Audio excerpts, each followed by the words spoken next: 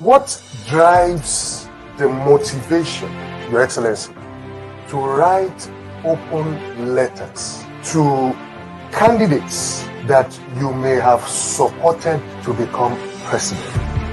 Whether the letter is open Or closed?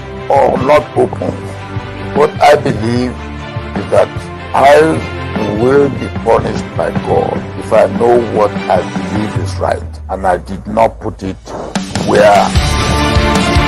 Vote without any hindrance, exercise your right, and ensure that the votes are protected.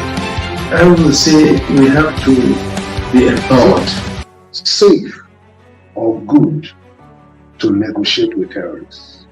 Any conflict, any whatsoever, should not ignore the possibility of the dialogue.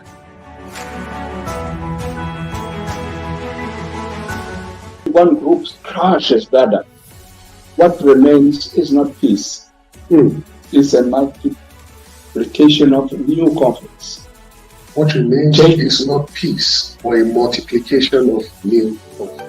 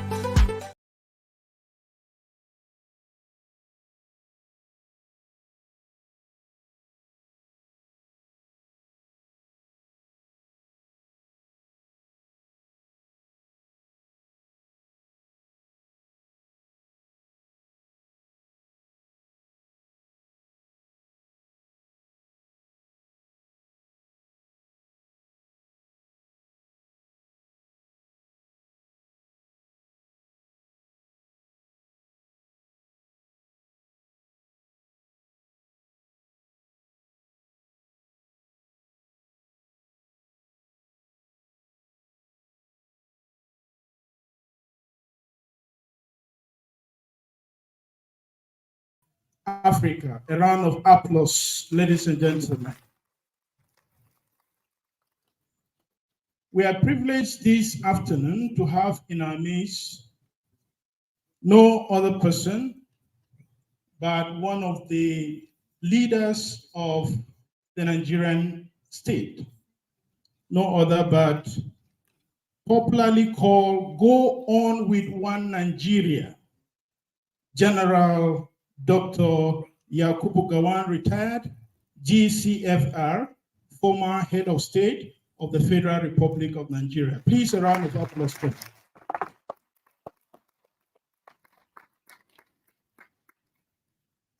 We are also privileged this afternoon to have in our midst the ambassador of the People's Republic of China to Nigeria and ECOWAS. A round of applause to him this afternoon.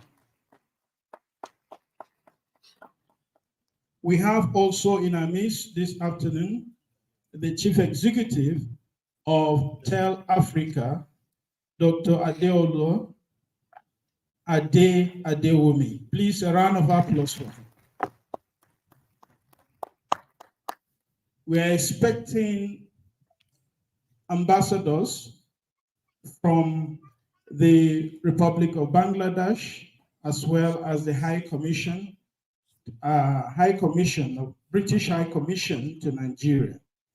We are also expecting the Director General of the Nigerian Television Authority, as well as the resident rep of the Friedrich Ebert Statue to Nigeria. I want to request the Director General of the Institute for Peace and Conflict Resolution, Dr. Joseph Ochogu, for his welcome remark. Please, a round of applause.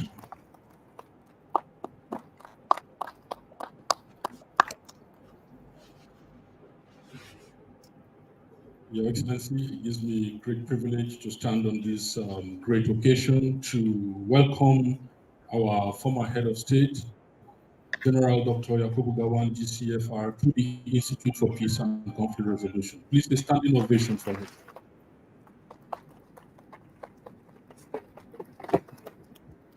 Thank you. Thank you so very much. Please have your seats. Thank you. Also, to just welcome His Excellency, our brother, our friend, the Chinese ambassador to Nigeria. Thank you so very much. Excellencies, all protocol duly observed, ladies and gentlemen, my colleagues, staff of the Institute for Peace and Conflict Resolution, a round of applause for yourselves. Today is another defining moment for us in the Institute for Peace and Conflict Resolution. Like I said, in our peace work, you can't do it alone. You need to do partnership, you need to do networking, and you need to do collaboration, with other people. And this is one, in a series of what we are doing. On today's team, the discussion, I just want to tell you that this is a global audience affair. It is run online, so it is not just a Nigerian affair. It is across Africa and across the world. Audience glued to the television, watching and then listening to this particular event. Today's series is titled The Post-Crisis Cohesion in Africa, Leadership and the Practice of No Victor, No Vanquished. We know our former head of state is well seated here. I mean, he's going to have discussions with us. The essence of some of these things is see how peacemaking can be generational. The transfer from one generation to another generation, when you face crisis, and how you are able to nip those crises on the bud. One thing is to start crisis, another thing is to stop that crisis. So today here we have our former head of state, His Excellency, here seated with us to tell us, because there are quite a lot of us here who were not born during the civil war in Nigeria. For me, I think I was born sometime towards the end of the civil war. So we are privileged to have you here. And we have other resource persons, Dr. David Harland and Ambassador Abdel Fattah Musa of the ECOWAS, and my colleague and brother, Professor Ehosa Osaga, and as well as the Chief Executive of Tel Africa, who is here with us this afternoon. I sincerely want to thank each and every one of you for coming, and I won't be wasting much time, but just also to help the MC do his work, to welcome His Excellency, the Ambassador of the Bangladeshi High Commission in Nigeria. Excellency, you're welcome, sir. So, Mr. Paul, I think I'll hand over to you. Thank you. A round of applause to the Director General. Without wasting of time, we want to invite the Chinese ambassador to Nigeria and ECOWAS for his goodwill message. Please, a round of applause. Thank you. 2 minutes. I should make very short but covering point for this very important occasion. And I first many big thanks to the former head of state of Nigeria, Yakubu Gowon, for your contribution for the relations between China and Nigeria. And the Chinese people and the Chinese embassy always remember your contribution for these two great countries. And also, I'd like to take this opportunity, thank you, Director General Joseph Ochugo, for your invitation. I really benefit a lot, learn a lot from this very important institute in Nigeria. And the second point I want to make, harmony and symphony. And the last time, I think maybe I had shared some ideas, but today I have no time to elaborate everything about harmony symphony. But I want to make a definition. Symphony is a function of harmony. Symphony not only in China, in Nigeria, and also in the international community. We need a symphony, different kinds of symphony. But today's symphony, we need peace symphony. We know that symphony is a function of harmony. So harmony is very important because harmony is a function of instruments, wood instrument, percussion instrument, string instrument. Also, we need the conductor, we need a musician, and also we need audience. So I hope that today is very important for this topic, and especially later we will listen to the speech of our former head of Nigeria, Yakubu Gowon. Last, I want to make that how can we materialize harmony and symphony. I only want to share my understanding. If you want to achieve harmony symphony, I try to use 5E to make you understood what we need. And first, I think is education. Second is economy. And the third, I think this is about personal level. We should have education. We should have personal improvement of economy. And the second I2E, I think, is environment and also equality. The last E, I think, about governance is about enforcement. So think about this peace and how can we achieve peace? We need harmony, we need symphony. We should live harmony in symphony, symphony in harmony.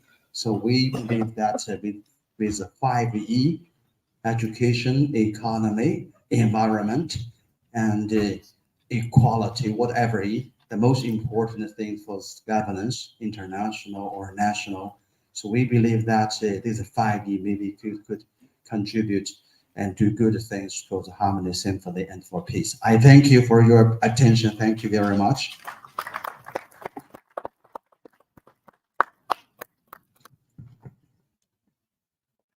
Thank you, Your Excellency. We also have in our midst this afternoon the representative of the Director General of Nigerian Television Authority, Oganya Simon. Please, a round of applause to her.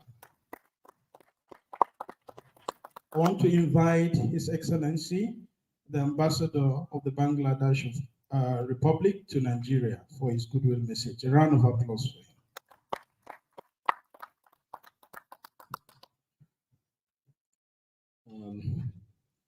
Congratulations, Institute for Peace and Conflict Resolution. I extend my congratulations to you to hold this timely discussion on the theme post-crisis cohesion in Africa, leadership and practice of no victor, no vanquish. At a time when the world is at turmoil, for nothing for the humanity. I would speak that the African leadership has shown the world how diversity and multiracial ethnicity has coalesced together to form the formidable strength for the light and freedom for mankind. And the African continent had demonstrated the leadership through their leaders in different countries. I would not name, it will be longer, but obviously the continent is proud today. And they are at a prime time to deliver the goods and services, the much needed thoughts and inspiration to the world at a time when the world is at turmoil in war and conflict. I think I would very much love to see Nigeria, who is taking the great leadership and under the great President Bola Ahmed Tinubu, His Excellency Bola Ahmed Tinubu, and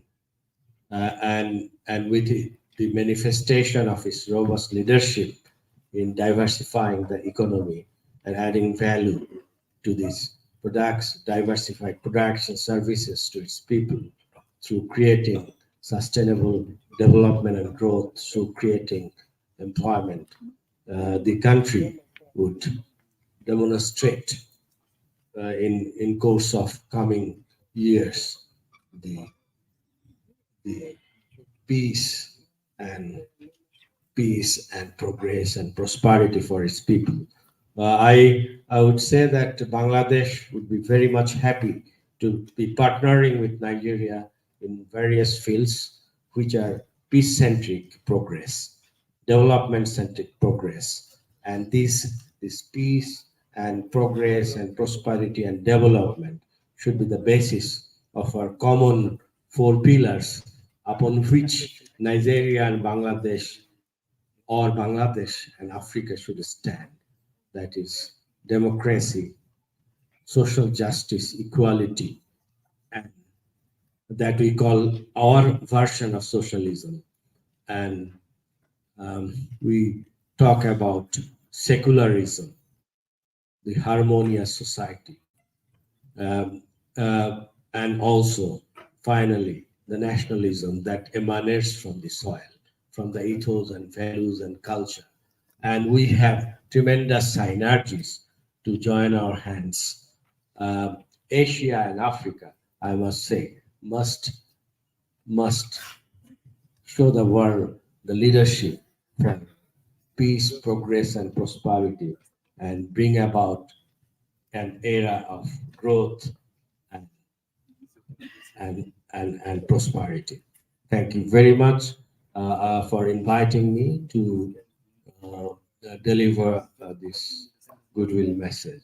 I would thank all of you who have been present here to listen to me. Thank you.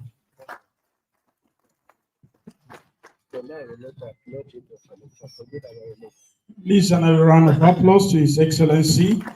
Thank you for lending your voice to this important event. We have in our midst a lot of institutions, personalities that have come to grace this very important event organized by TEL Africa and the Institute for Peace and Conflict Resolution. We have the Nigerian National Defense College. We have Center for Humanitarian Dialogue, which are here represented by the country manager. We have also the spokesman of the former Vice President, Laolu Akande. He's here with us. We have also the representative of the country director Action Aids.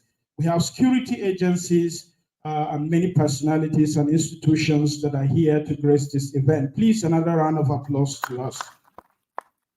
I want to invite the Director General of the NTA, here represented by Oganya Simon, for her goodwill message. Please, a round of applause.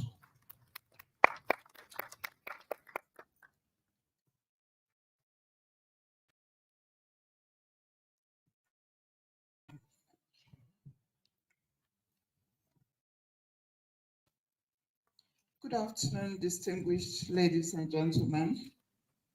I stand here, Comrade Abdul Hamid Salihu Dembos, and I want to state that I congratulate the Institute for Peace and Conflict Resolution for hosting this dialogue. And I also want to assure you that the NTA, being the public broadcaster, we also represent peace and the national integration of Nigeria, which we do not take for granted. We ensure that in all we do, from our broadcasts, the interest of the nation, because our mandate is to ensure that the national interest is not compromised.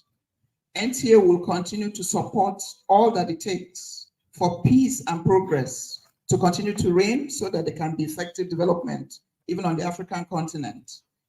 Signals have broadcast even outside this nation.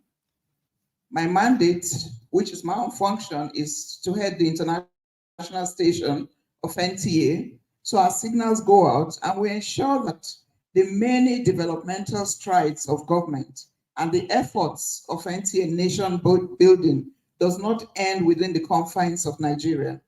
We take it out. It is through NTA, that NTA International, that people know what is happening in Nigeria, and we will continue to support all it takes for peace to be what should reign in Africa. Thank you very much.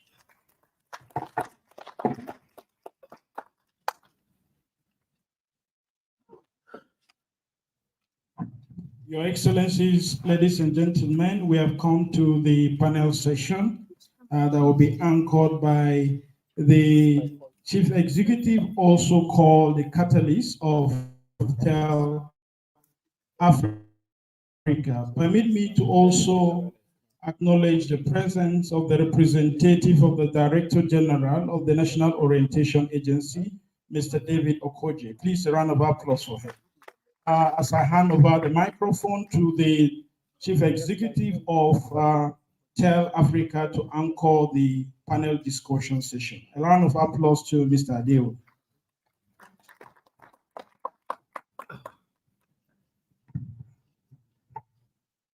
Thank you.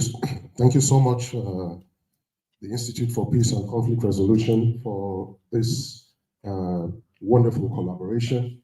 We're really honored and pleased, as well as excited to have this unique collaboration with the Institute for Peace and Conflict Resolution. And by the way, also the Nigerian Institute for International Affairs. The Nigerian Institute for International Affairs is also a partner on this initiative and has been a partner from the beginning of this initiative, and it's worth recognizing their role in this on this platform. Please, a round of applause for the Nigerian Institute for International Affairs. Without much ado, I want to most sincerely appreciate the General, the living and the standing General, General Dr. Yakubu Gowon, who has made it possible for us to organize this occasion today, because without him, we won't be here. And so once again, we appreciate you, sir. Thank you so much. I would give a brief background of TEL Africa. TEL Africa is a platform that engages former leaders and challenges them on accountable leadership in Africa. And this process started with the Nigerian Institute for International Affairs from Mozambique in 2021. The inaugural session was held in Mozambique in 2021 with the chair of the Africa Forum, who is also the former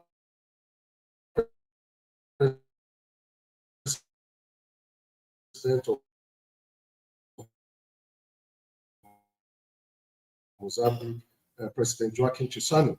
And since then, it has been stimulated. We ensure that information directly from the horse's mouth, from the principal actors, are provided for people, for academics, for security agencies, for policymakers to learn from. Our expectation is that we will be able to curate some of their experiences and have it documented, either visual or in writing, so that future leaders can be influenced in their leadership style, in policy making, among other things. And we're using this platform to influence leadership in Africa. And so we are, and I'm going to be asking him very clean, clear questions. As he came in and sat down, he whispered to me that he didn't expect that there would be this number of physical attendance. And I assured him that though some of the questions will be hard, we will make him comfortable. We are also appreciative of the online participants, the global participants, those that are followers of TEL Africa from when it started. We appreciate you, and we will ensure that this session again is another stimulating one that you will be proud of. I want to before I dive into the session proper, I want to also most importantly appreciate our distinguished panelists today, that Dr. Joseph Ochogu from the Institute for Peace and Conflict Resolution, Professor Ehosa Osagi, a distinguished academic and an administrator, who is also the Director General of the Nigerian Institute for International Affairs, Nigeria. We're also privileged, and I mean highly privileged, to have an individual who has been an inspiration to Tell Africa. His Excellency Ambassador Abdel Fattah Musa, who is the Commissioner for Peace, Political Affairs, Peace and Security of the ECOWAS Commission. He would have loved to be here physically, but because of the situation in the sub-region, is holed up somewhere in Liberia, and he is honored also to join us virtually. We are also honored and privileged to have Dr. David Harland, who is the Executive Director of a global organization that is present in the field of peacemaking, conflict prevention, mediation, very actively involved globally. In the person of Dr. David Harland, he would also be sharing the perspective of a global perspective and the European perspective on the theme of this session. So we would start immediately with Dr. Joseph, who I would have to call back to give us just 3 minutes and speak to the subject, to the theme of this session. Thank you so much. You're welcome, Doctor.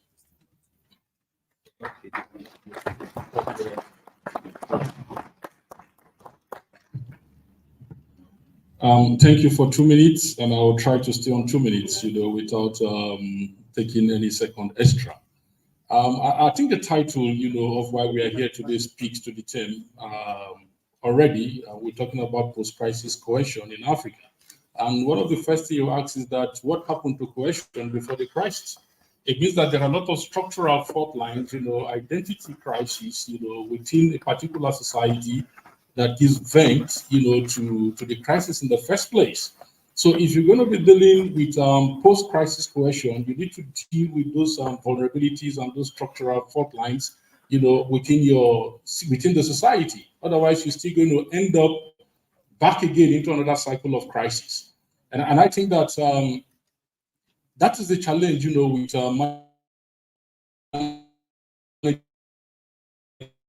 with post-crisis in Africa. Whether you are talking about Sudan, you're talking about even our country here, Nigeria, some of the challenges in terms of entities, the structural inequalities, between the rich and the poor, among the various regions, so those are major costs. So beyond the issues, the conventional issues of disarmament, the integration, reinsertions, and all those things that we do talk about, in the literature, what is imperative oftentimes is the sincere and genuine political will, to build cohesion, within the society, in terms of decreasing the gap, between the rich and the poor, addressing some of the structural inequalities that leads to unemployment, poverty, lack of housing, and some of the things, that governance ordinarily need to deliver. And I think that poses a lot of challenge to African leadership, not only in Nigeria, but I think across the world. And therefore, for the 2 minutes that I have, I would say that this is an opportunity to make a very clear and call, to African leaders, both heads of state, ministers, and even the bureaucrats, to understand that the more we give attention to building cohesion, within our systems, the more peaceful we are. But the more we deliberately do politics, then the more cycle of crisis will continue to experience as a nation and as a continent. And that is why this theme, for today's event is very, very apt, and it's important in terms of how we build cohesion.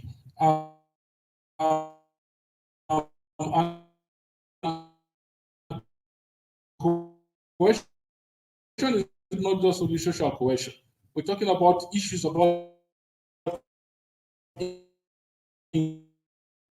inclusive politics, positive political settlements, of opposition groups, that are likely to create crisis, within a system. And you cannot have uniformity in every society, in any society, but a deliberate attempt, to build concession, to build collaboration, to build partnership, across the respective divides, within your society, particularly when you are dealing with a heterogeneous on all sides, So there must be that inclusive politics, and it is inclusive politics that is going to help build social cohesion. It doesn't matter the level of more the need for more cohesive to build around that and call on the part of from Tel African Institute for Peace and Conflict Resolution to call on African leaders, to embrace inclusive politics and to deliberately, intentionally build social cohesion. Moderator, thank you so much. I think it's 2 minutes.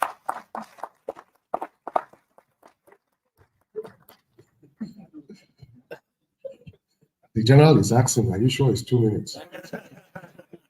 But thank you, Dr. Joseph, for that introductory, for helping us to dive into this session properly, and very apt, very important. Post-crisis, cohesion. There are key elements here: cohesion, leadership, and the practice.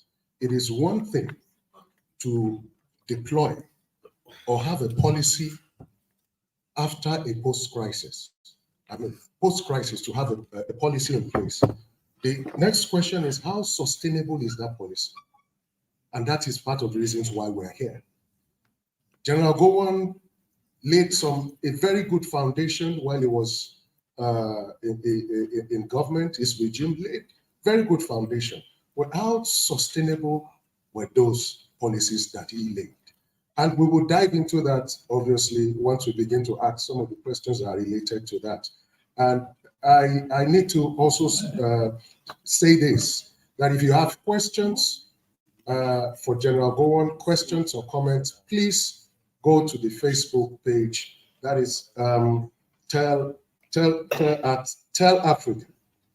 That is at DL's Africa. It's going to be up on the screen for everybody to see. That's DELS Africa, at DELS Africa. It's going to be up there. You can share your questions there meant for General Gowon. We will try as much as possible to take as much as we can. So I'm going to invite Professor Ewosa Osage. Professor Ewosa Osage is a professor of political science from the University of Ibadan, Nigeria. I usually call him a global scholar, and a fantastic administrator of that, who is also the current DG, Director General of the Nigerian Institute for International Affairs. He was a former Vice Chancellor of Ibadan University, and he holds several notable fellowships across the globe and has chaired several international panels. If Professor Ewosa Osage is available online, please, over to you.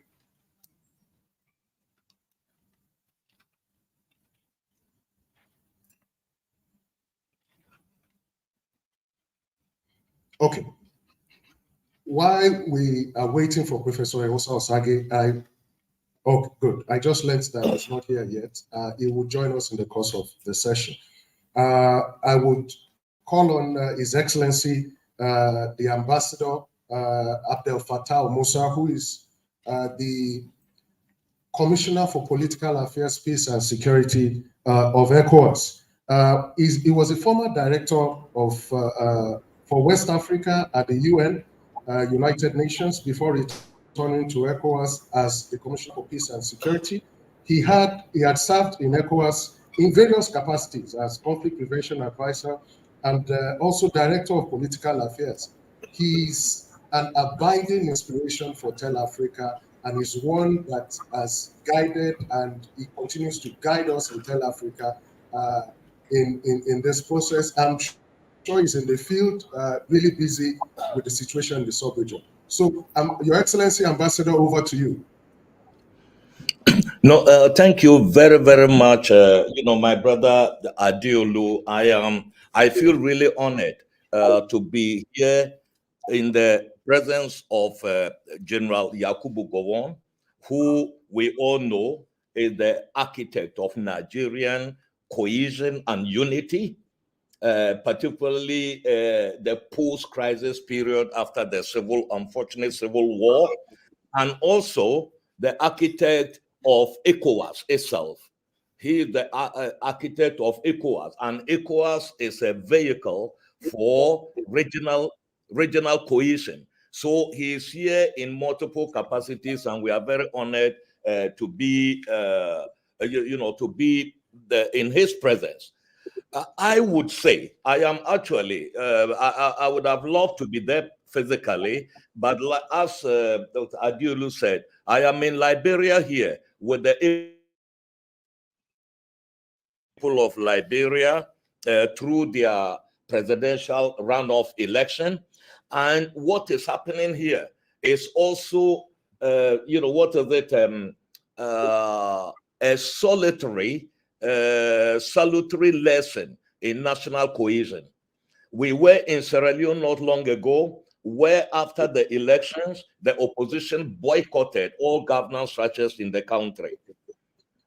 We had to go there to try to get them, to make sure that they come back through a study of what happened in the country in the previous election.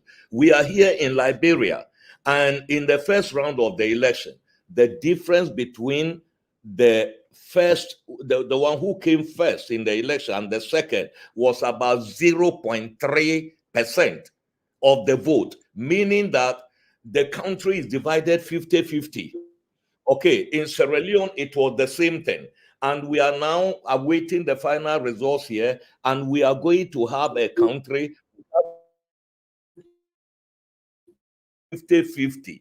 So one of the main problems that we have with cohesion in our country is the lack of inclusive governance, the winner takes all mentality that has guided most of our governance processes, and that has led to governance deficits and the tendency for one side of the community to engage in state capture. So that is very salutary lesson, and I'm speaking from Liberia here. The first past the post, particularly in places like Ghana and other places where the winner wins by just about a few thousands out of about 30 million people in a country, does not augur well for cohesion. So there is the need for deliberate effort towards inclusivity, and then also a surgical look at our governance architecture in order to bring in, the spirit of national cohesion around a national vision, which many of our countries lack, so that there is no continuity. And that is what we have, that almost all the countries that we have in Africa today, you cannot even call them post-crisis. We are all in crisis at different stages of crisis. And what is causing it today, we know there is lack of global consensus, lack of multilateralism is dead, whether at the Security Council, and then the advent of multipolarity, so that whether a government is behaving well or not, they will have supporters among the powers in the world. So this lack of consensus is a major problem. The asymmetric conflict environment with terrorism is an accelerator of some of these crises that we are having, which we have to, deal with. And of course, we are talking about the serious governance deficit that we have, on the continent. So all these contribute to it, and to resolve it, we need really to have a very serious study of our governance architecture on the continent, and then move through how we are going to bring about inclusive governance in our countries, particularly with the teeming young people in our societies who constitute the vast majority of our population. It's very, very important, the women, and others, and bring this to the level of the region and the continent through the very, very important, the women, and others. And so let me, okay, so those are some of the key points I want to put on the table today in terms of forging national cohesion that, we are talking, about today. And when we come, to discussing the question, I would mention one main factor that is impeding national cohesion, and that is the haste of international community in countries after a crisis to rush to the next crisis without solving, the root causes of the crisis that they are just abandoning through a rush to the holding of elections when many of the processes that led to the crisis have not been resolved. That has to be dealt with. We need patience, and we need to carry out the most serious reform that we need before you go into elections, which is also very critical. Let me stop here and give the floor to other, respected speakers who will take the floor. Thank you.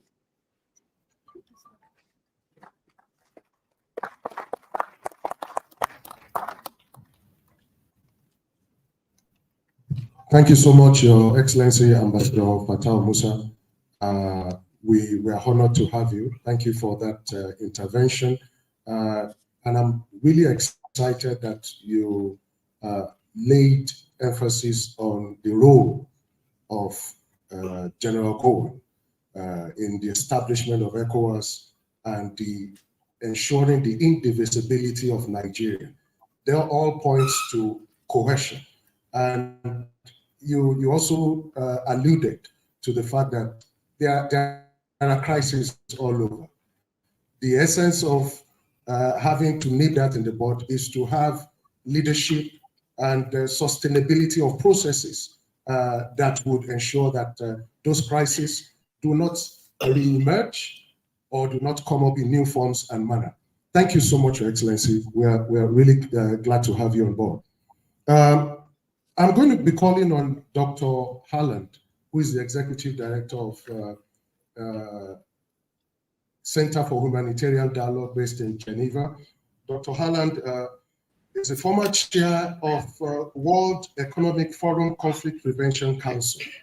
He currently serves on the UN Secretary General's high-level advisory board on mediation. He has published widely on issues around conflict prevention and international relations. I personally would say I am most honored to have been able to grab him. He's usually not easily available. And so, Dr. Haaland, we are happy to have you. And also kudos to your regional director for Africa and Lusophone, who is ensuring the presence of HD in the presence and impact of HD in Africa. Thank you. So over to you. Thank you, Adeolu. Yeah, it's a great pleasure to be here, and also Your Excellency, former Head of State, General Gowon. It's really a privilege. I think there's a whole generation of us who have been marked by the idea of no victor and no vanquished. And also very nice to see my former UN colleague, Dr. Fatal. Good to know that a group of us have survived the UN and have gone on to other things. I won't speak, of course, about Africa, where we have, General Gowon, and we have, major experts here. But I would say that other parts of the world, starting with Europe, where I am today, have somehow walked a similar path. And I just maybe will kick off by saying a little bit about why and how.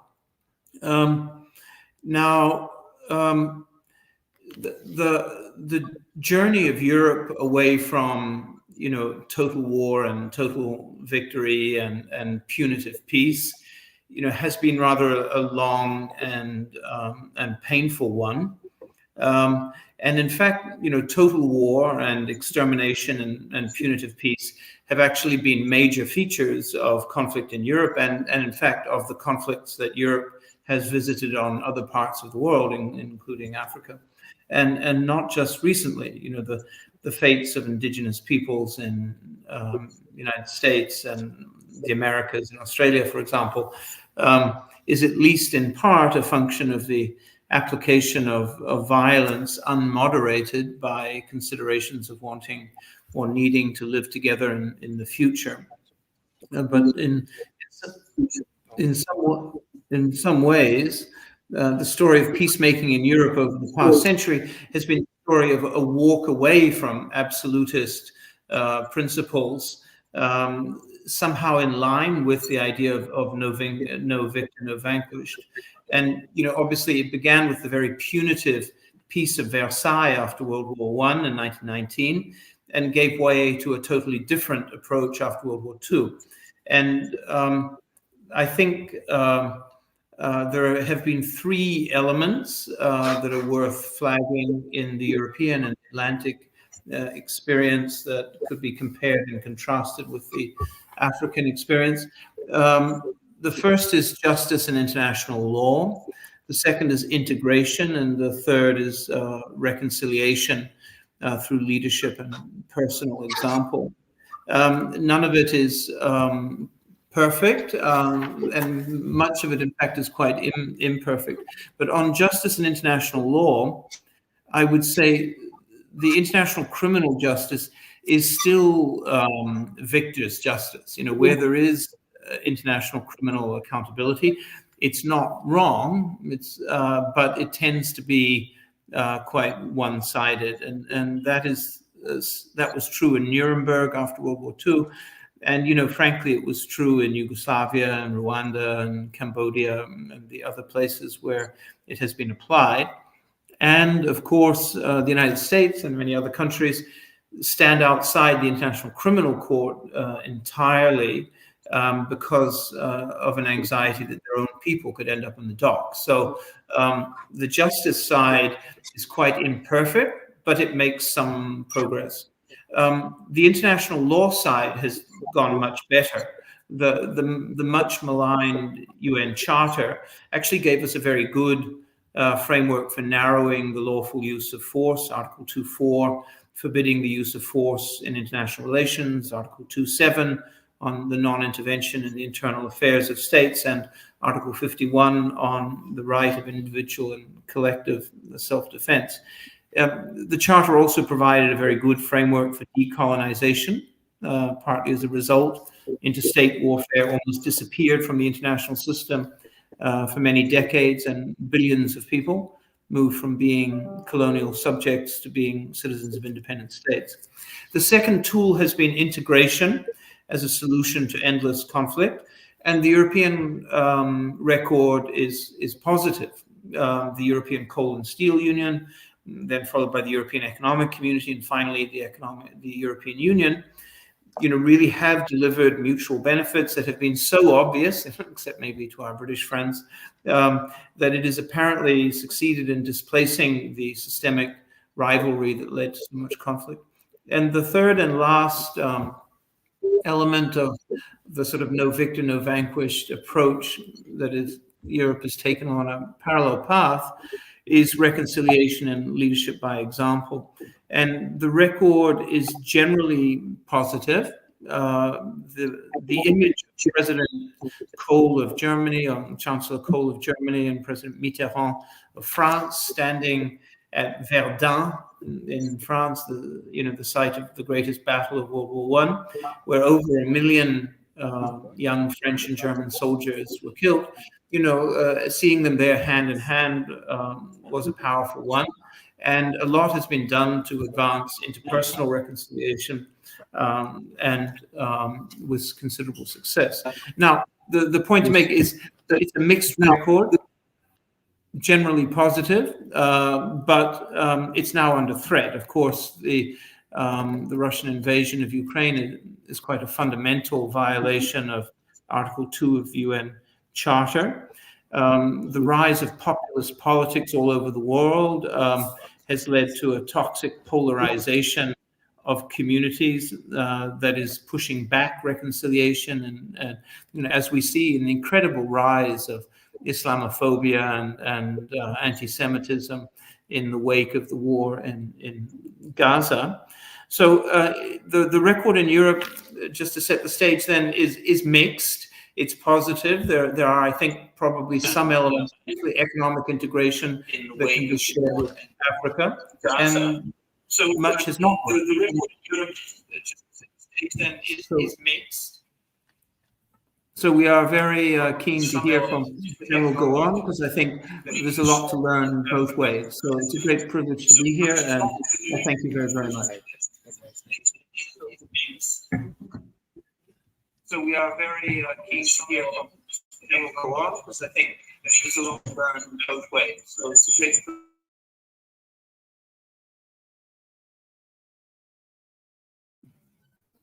So we are very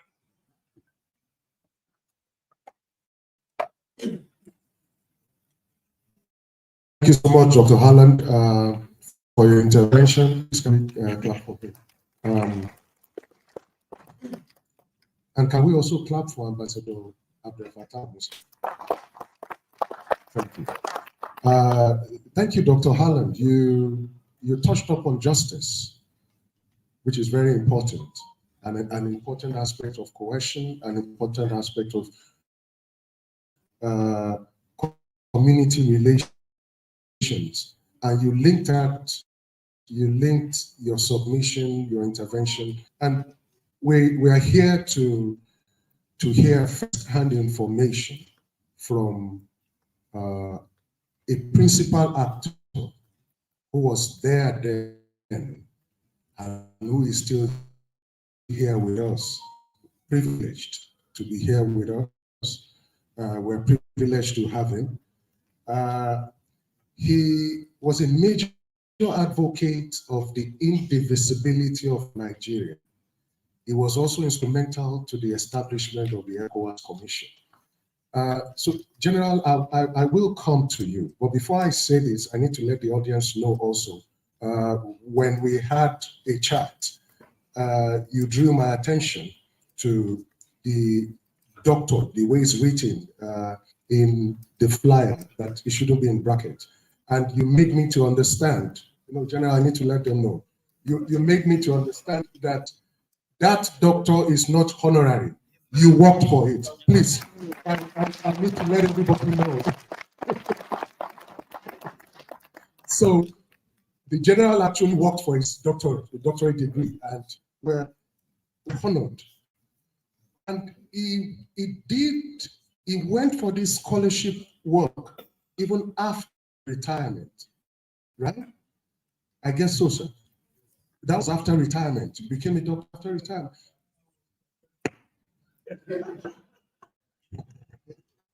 Okay. Yes, that's after my the university, the first degree at Coventry. Since I could not come back home at that time, I thought I should use the time to get busy, to get my doctorate. And I think you will be interested to know that from the subject that I took was the political and economic problems of developing with ECOWAS as from the major topic. Wow. And well, don't say that I chose that one so that it will be easy. Anyone who wants to question me will be difficult for him to frame me. So that happened. So ECOWAS was the part of the reason why, in fact, I got my PhD. But the ECOWAS, my thesis at that time, certainly very rudimentary compared with what from ECOWAS has now become. And beautiful. Yes, I must say, right. Let's say well done to those who are in charge of ECOWAS at the moment. Thank you so much, sir. That also helps us to dive deeper in. like I said, you're a major advocate for community relations, indivisibility of Nigeria, the establishment of ECOWAS. ECOWAS is looking towards the ECOWAS of people in 2030. Nigeria is still together today. Based on what's the foundation you laid then, sir? How do you see this on the ECOWAS today? Well, I believe I made a comment a few weeks ago, about when there was this attempt to get ECOWAS, to fight to get the Niger authorities. ECOWAS was to fight this in order to establish democracy. And I think I said, no, that is wrong for ECOWAS to fight another ECOWAS country. And that may result in probably the breakup of ECOWAS. And so, I'm very, happy that I think the attempt to get our president to get ECOWAS to fight another ECOWAS country, I thought it would be it will lead towards the destruction, of ECOWAS, and so I'm glad that that happens. But all that I think needed to be done is to encourage gradually getting those military people that are involved, and we had hoped, that military people will not again be involved in taking over government, after the attempt that have been made, earlier on. But I don't know what is causing them to go into the. I think efforts should be made, to win over those leadership, those military leadership, and to get them, to imbibe the spirit of respect for democracy, for the military, just to do exactly what they are supposed to do, to defend the territorial integrity of the country, of the country. Now, that is, what they're supposed to do, not to interfere. They have to, to be respectful, to the government, of the day, and to give support to the civil power when situation goes rough within their own in their country. All right. You just mentioned that you did not want ECOWAS to intervene militarily in Niger. Did you hold the same view when ECOWAS went into Liberia, Syria, and Sierra Leone? Was it the same view then? That was to save a situation. Really the way, the leadership in Liberia were really, massacred by Zido. I think honestly, just in order to restore normalcy in the country, I think that one was probably necessary at the time. And I think we did the same thing also in Sierra Leone and restored democracy in Sierra Leone, even though Nigeria later on, came back into government. But at least we know that today, at least I hope and I believe, the military are shown to defend, to be loyal to the government of the day, and to defend its territorial integrity, and to ensure support to the police force, for example, to maintain law and order in the country. That never again. And I will say to our military, I hope you will keep that spirit from now on. Thank you for that.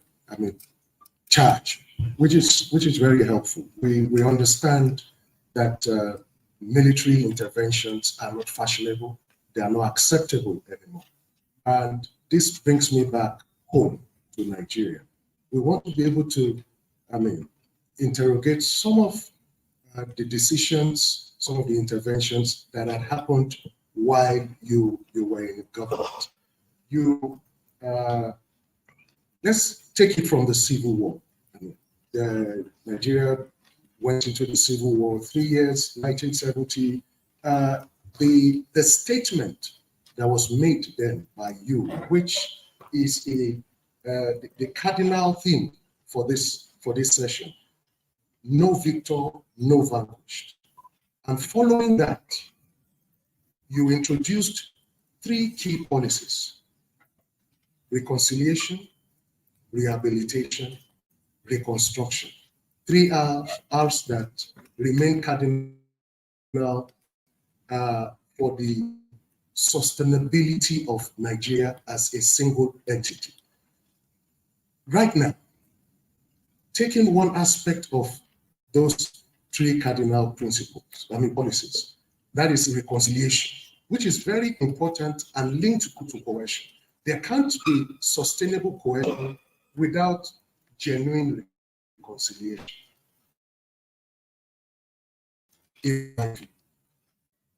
Do you see that sense of reconciliation in Nigeria today?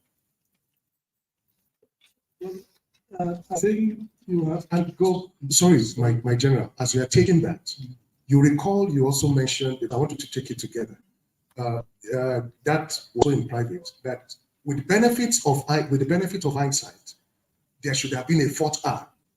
So the global community and Nigerians will want to know the sense of reconciliation. Do we still have it in Nigeria? And what is that 4th R that should have been there? Thank you. Now, I think in the case of Nigeria, we went through a very difficult period from January the 15th, right through to the time when we had to do something in order to keep the sovereignty and integrity of Nigeria. I can assure you, it is not a simple thing that one just decided, to go into a war. Certainly, that was not what any of us wanted, and it was the most really difficult thing to do when one had to sort of say, now we have reached in a period whereby we cannot do otherwise other than to take initially police action first in order to maintain the the unity of the country. And when the police action failed because the activity of the other side, the Biafrans at the time, we had to go into the period of going into a full military action. I didn't want to call it even a war. I didn't want to call it a war because when you say a war, it would mean you really going in to destroy, totally destroy whatever is in front of you. And so I think once we are going into full military action, and we did that, and with the consideration, that honestly we are fighting our brothers, we are fighting one another, and it must not be really so punitive. And that was why, when we started, there was an instruction, a little booklet for all officers and men of the Nigerian armed forces, how how the war was to be prosecuted, and that was is to protect the civil population, the old people, the women and children, and really all that you have to do is only those who take up any arms against you. Otherwise, you should do whatever you can to look after the population. And that is, the way, I think we started the whole thing. Nobody wanted it to be a war, but if it had to be done, it has to be done in a way that I think we can be able, to live together again as brothers and sisters, in the country. And that was the instruction. And I can tell you, as a result of that, you find that Nigerian military, we did not strike any medals. We did not strike any medal for any of the operations throughout the Civil War, because the senior commanders at the time agreed that, I think we should not strike any medal for for the troops, so that when it is all over, one day people will be asking you, what is that medal for? And you will be sort of saying, oh, well, this is a medal that I did when the operation, at this operation, and the capture of Enugu or Umahia, or the whatever operations it is, and so that at least when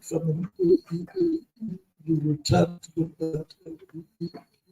the officers' mess, at least you will not be reminded that this is because you have to fight, and say, I defeat your defeat your opponent. So that is the way we look at it right from the beginning.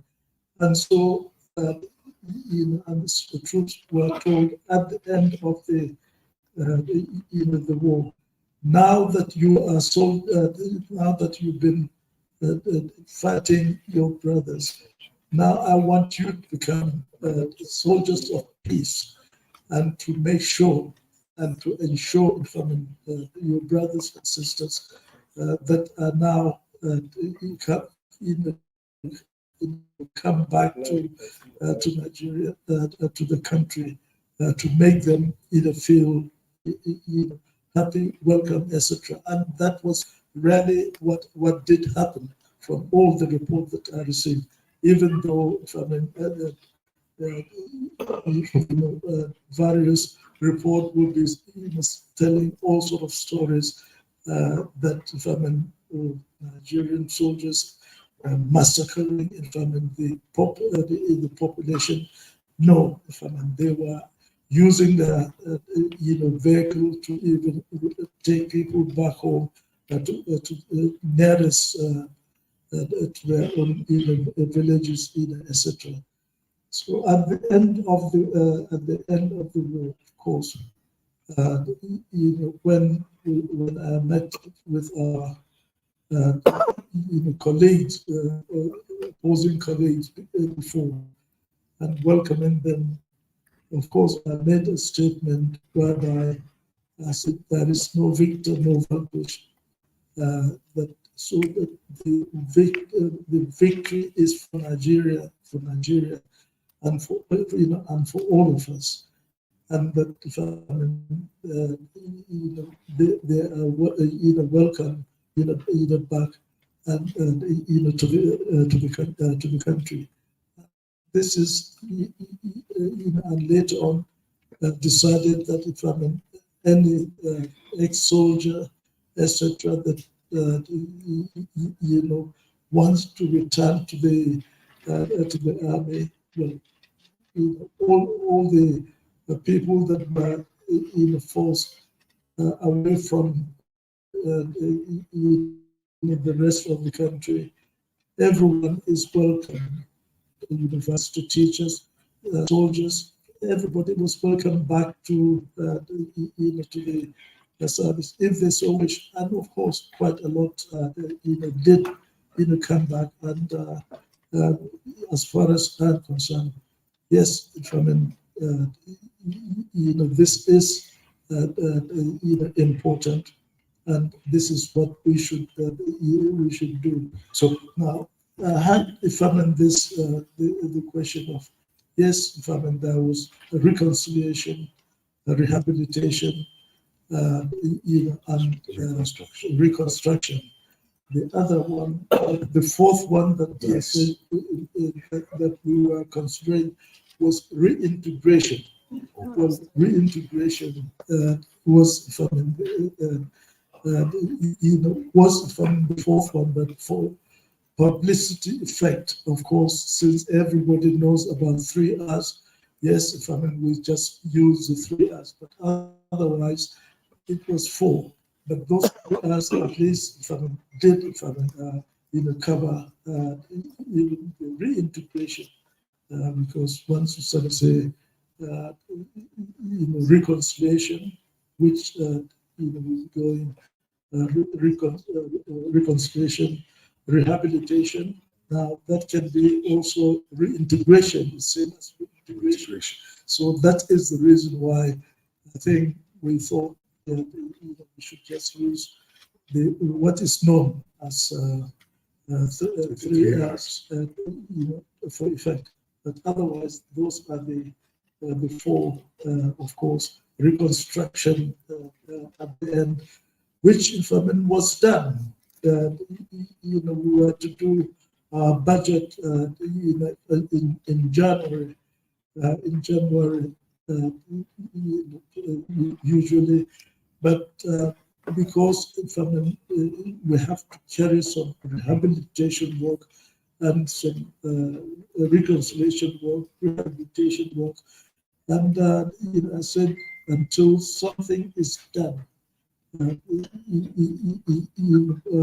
Whereby that state that was ravaged by the war, destruction, etc., and they are able to join and to be considered to join in the development program as all the other states.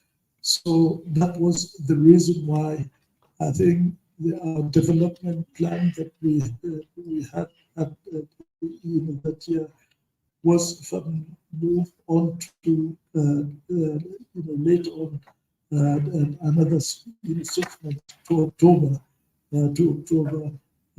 before we had the first major redevelopment plan, which of course has to carry through the reconstruction, the major reconstruction. And that state, East Central state, was treated like any other state in Nigeria, in the country. And but of course, with a bit of bias to make sure that a lot of things were done in the state. All right. Okay, General. in one word or two, sir, that foundation that you laid, and we're picking just one of those 3 R's, reconciliation, just in one word or two. Is that sense of reconciliation still existing, obtainable in Nigeria? Let me say this. When the war was over, I can show you the feeling of that reconciliation certainly began. A lot of the Igbo people, immediately it was over, they went back to the various parts of the country they came from. And of course, a lot of the properties, etc., were returned to them. The rent that was collected in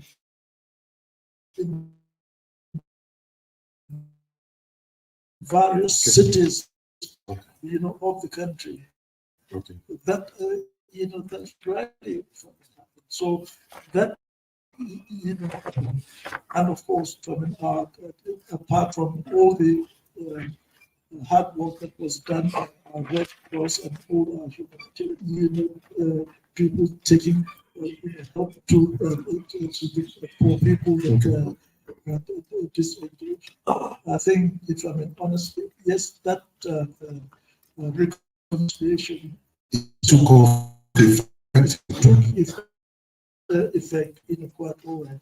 And this is what we hope that was what I know continued. That's what continues. At least I know during my time.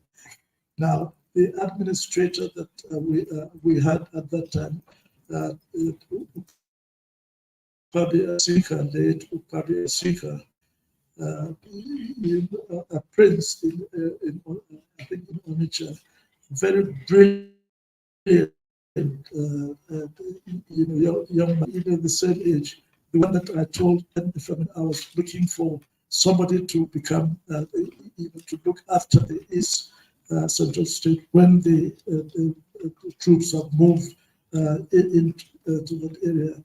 He was the one that I said, from our search, we got, and he said, because I've interviewed quite a lot of people, but I thought, I want somebody who really has the interest of the country and can really make sure that he looks after those people well, and to have a check on us that we are really doing the right thing, for the people. Oh.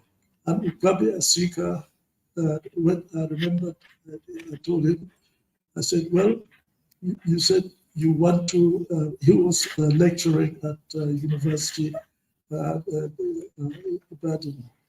He went to, I think, a university in somewhere in the US, California. And so he, yes, interviewed him, and I found him really very courageous, and he really had a love for the country. He loved his people. He disagreed with those who said they should break out from Nigeria, and honestly said to him, "Look, if you are my brother, I would tell you not to take that job, because I think you will become an enemy of your of the people if you are not careful." But he was determined, and so I made him the administrator. So he is like a governor of like any other governor of all the 12 states that we had created at that time. And I can assure you, he was treated with all the respect, and and also given all the assistance he can in order to make sure that that area of the country is rehabilitated, and also join in the reconstruction that we're doing for the whole country. All right. Okay, thank you so much, General. I would still want us to touch upon the military, please. And your response to this question is going to help in conveying a very strong message. The West African region has had this series of coups and some counter coups. Sudan is dealing with this.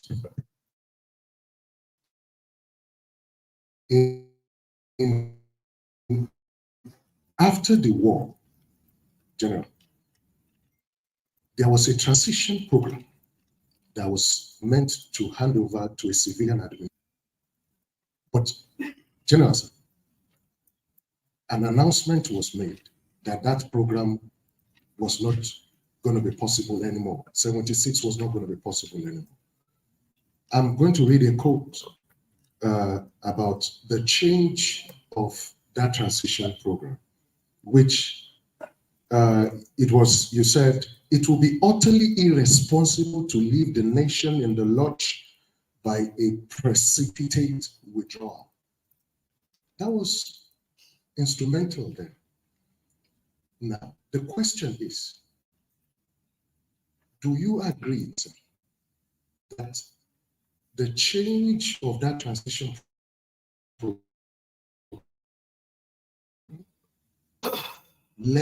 was a major factor that led to your regime being overthrown in 75? I think you can say ambition for others to probably. So the message that we're trying to convey is, yes, military government is not fashionable. We don't want it. We don't encourage it. Even if there is one, and there's a temptation to alter a transition program, there are consequences. Well, I think the reason, true enough, I made a statement wishing to return the country to democracy in 76. But by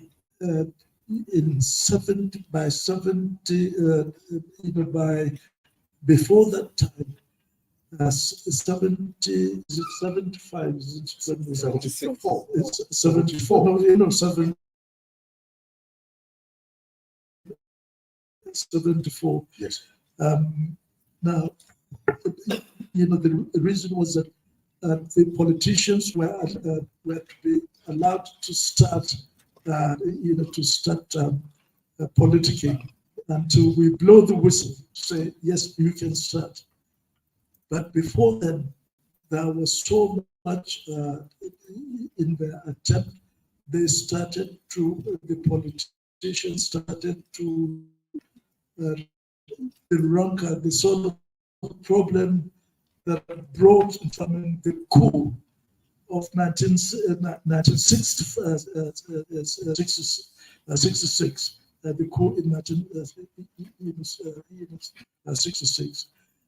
The way they were really attacking each other, so it was reminiscent to the problem. If you remember, just in 65, when you have Operation Wete,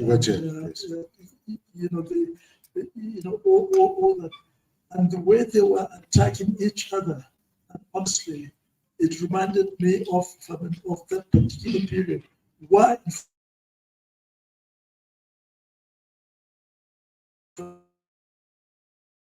When those military boys who were politicians, the group that encouraged them to stage the coup, which killed the Prime Minister, his Minister of Finance, and all the senior military officers from the same, from one particular region, and unfortunately from the same school. Those are all my colleagues of the rank of Lieutenant Colonel and above. And that was what what happened as a result of probably the activities that created the political impasse at that time. So, if I mean, remembering, if I mean, that particular occasion, I thought, really, if we should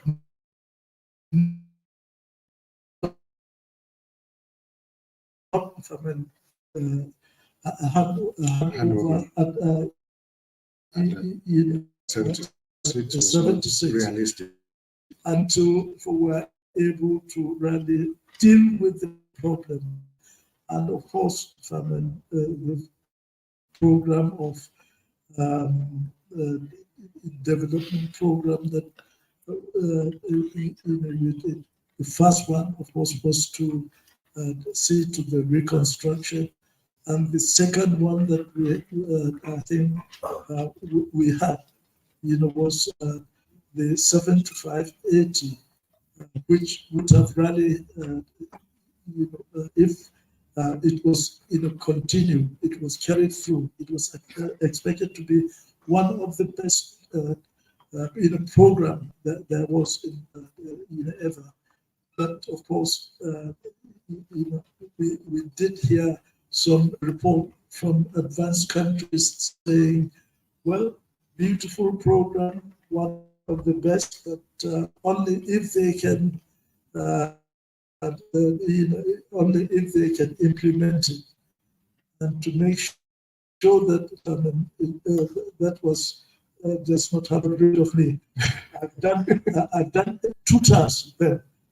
I've done 8 years, and I was hoping, that by if we were able to make that the 10th year, I would have made sure that in a coup idea of attempted coup, etc.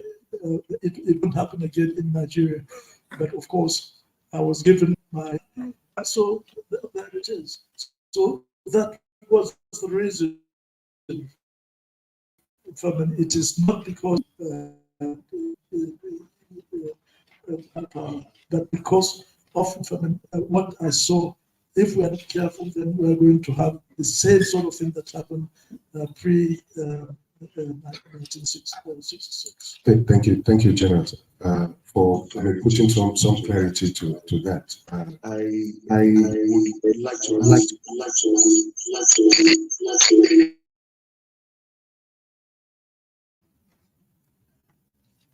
There's been several narratives, commentaries, reports out there.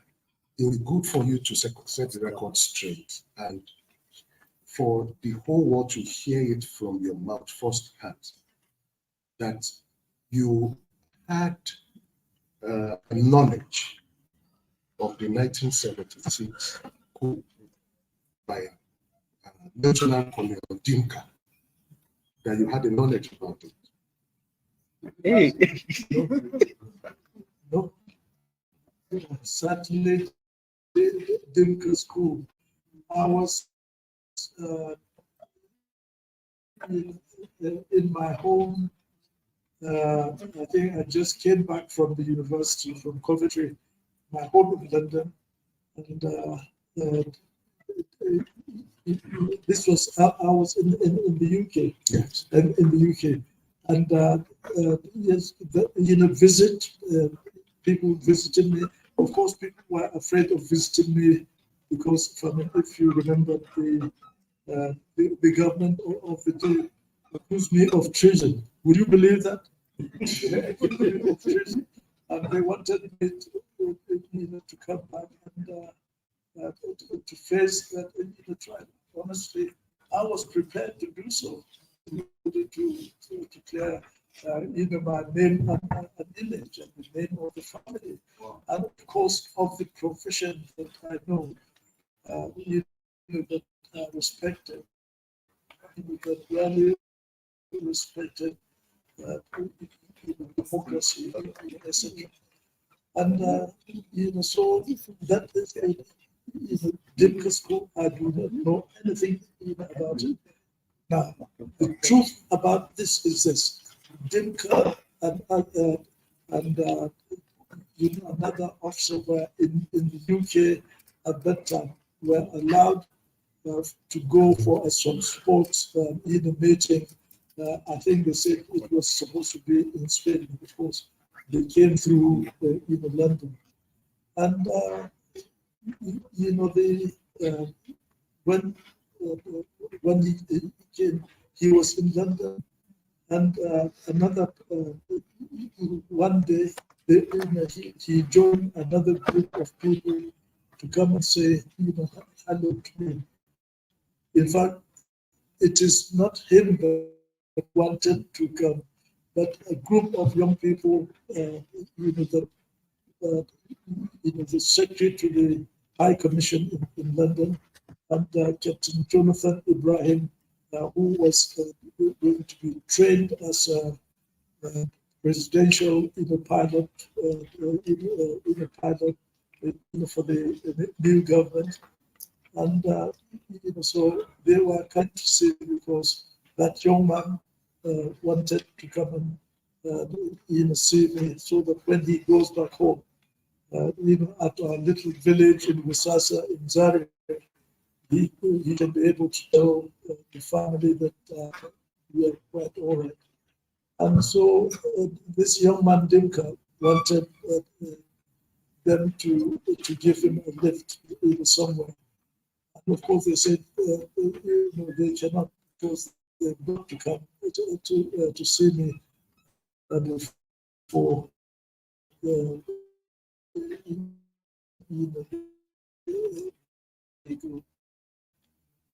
so he came they have to say hello to me. And that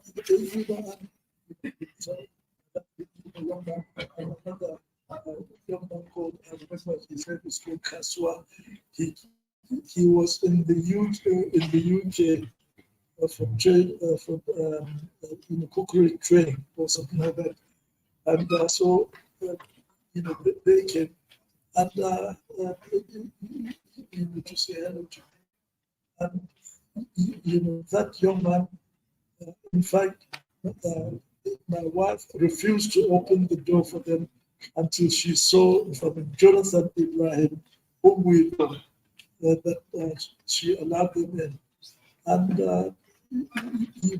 nothing was discussed about any coup. In fact, the only thing was that he was complaining about that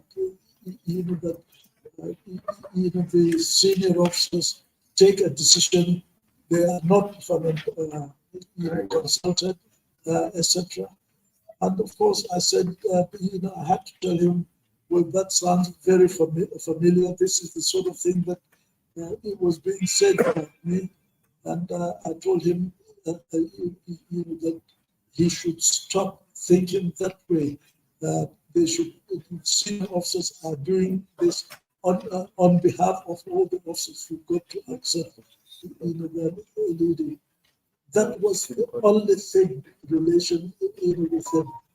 Now, when and I told him when he goes back, he should see the senior officers in Nigeria that come from their own area, Tiwa and Juma and Sanda and others, just so that they can put them right. But and at that time, I said, well, one of the complaints was that the senior officers, I think, were saying something about Angola. They were saying something, talking about Angola, and Nigeria was supporting Angola, etc. And that if they were going communist. So I had to tell him off to say that was what took me to Kampala, in order to get all the African heads of state, to make sure that we make sure that African colonial states are liberated practically every year, every 2 years. This is what took me to Kampala, and that was from where I was overthrown. So I said, Okay. Government was doing exactly what I wanted to do, and for that reason, they have the right to. But of course, I think the statement by the head of state at that time was, making sure that America did not that will come of age and no country blackmail us, and at that time I had arranged for Kissinger to visit Nigeria so that we can talk to him, make sure that they respect the problem of apartheid. This is what I was inviting him to come. But of course, the government of the day told America off, and also said I was arranging for Kissinger to come to visit me in August. So of course they cancelled his visit to Nigeria, and of course, well, you know who Kissinger was at that time, and what happened, after that. Thank you. What happened after that? Thank you. Thank you, General, for helping set the record straight. That is one of the value that the Tell Africa platform offers, to hear firsthand information from the principal actor on some narratives, historical narratives that have been altered or needs to be corrected, and it needs to put in proper perspective. By the way, for our information, for those that are not aware, General Gowon assumed the leadership of Nigeria as head of state at the age of 31, and going 32.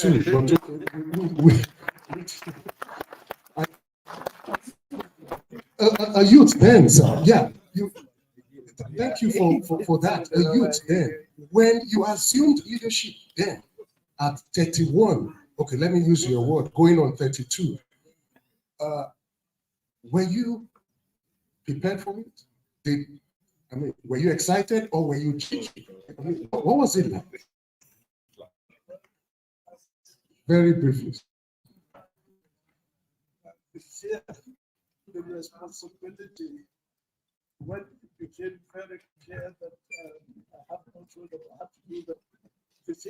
The fear that came, to me, it's like when you are taking your first school certificate. I don't know whether you remember, all of you, the fear, the dryness that you have, etc. Honestly, I was petrified. Certainly, I was trained as a senior officer. Yes, very good training. Yes, I can deal with military matters, but in government, all I know was respect for the government, etc. And I have no interest in anything. True enough, even no interest in directly in politics. So that's why I went into the army, not to join any political group, and etc. But the fear was really real, and I had to tell all the officers that were there, that said, no, it is you. We do not want any other person to give us a lead but you. When it became very clear, I had offered it to even the junior ones. If they wanted, they can stay. But just leave me to look after the army, to restore the discipline and loyalty, the army that I knew when I was the Adjutant General of the Nigerian Army. So that question of government, my goodness. So all I have to say is that everybody should leave me alone. and leave the room alone. And I had to go down on my knee to pray to God, to pray to God to help me to do the right thing for the country, for the people. That is all, honestly, I did. And it is from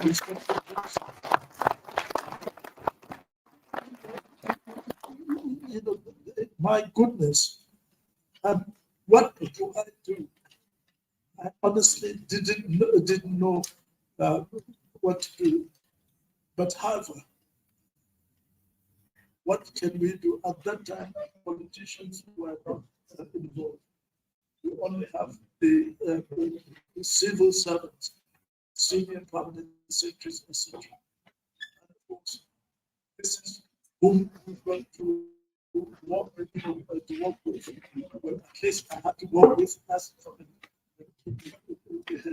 at least all my other colleagues from the Army, from the Navy, and Air Force, at least defer to me, irrespective of my rank, because there are those who are senior to me.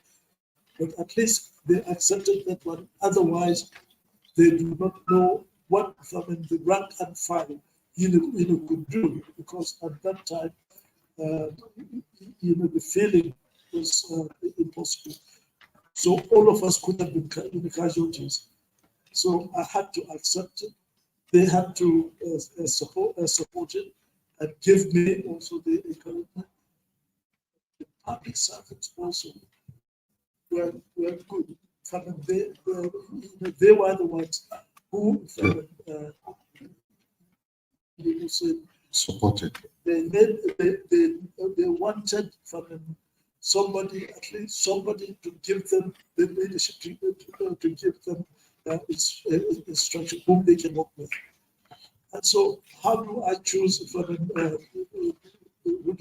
I should choose the secretary to the government? Because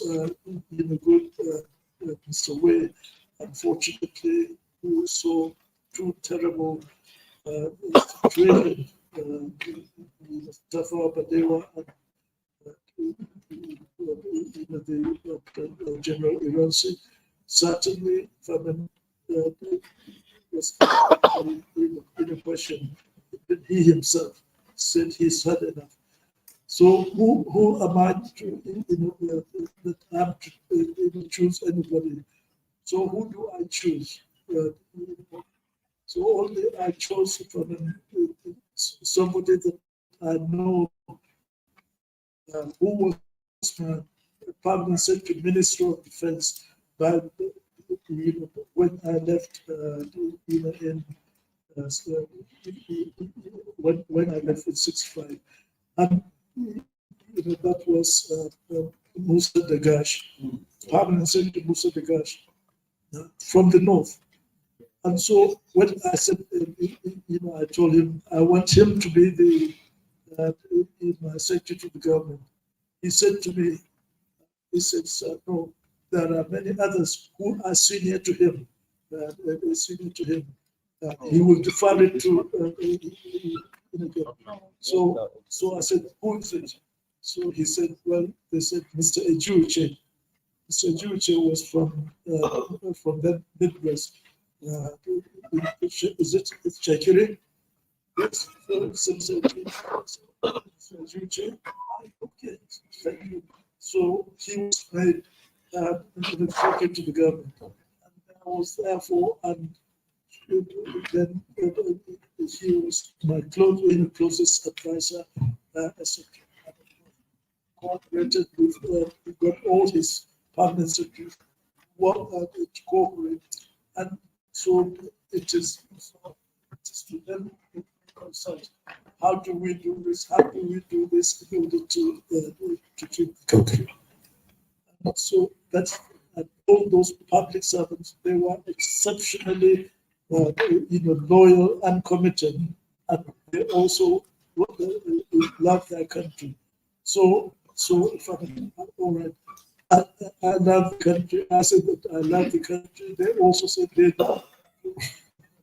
That's good. So that we were able to to manage things, etc. But I can also tell you this, that I didn't know where anybody got that idea, but not me at that time. All that I wanted was to make sure that we get the country going, and with the support of this, and I can assure you, it's just like a classroom, whereby various ideas are jettisoned into the floor, and we choose the best idea that should move the country forward. Thank you so much, General, for helping. If you want to clap, please clap for General for putting some historical perspective in the proper context.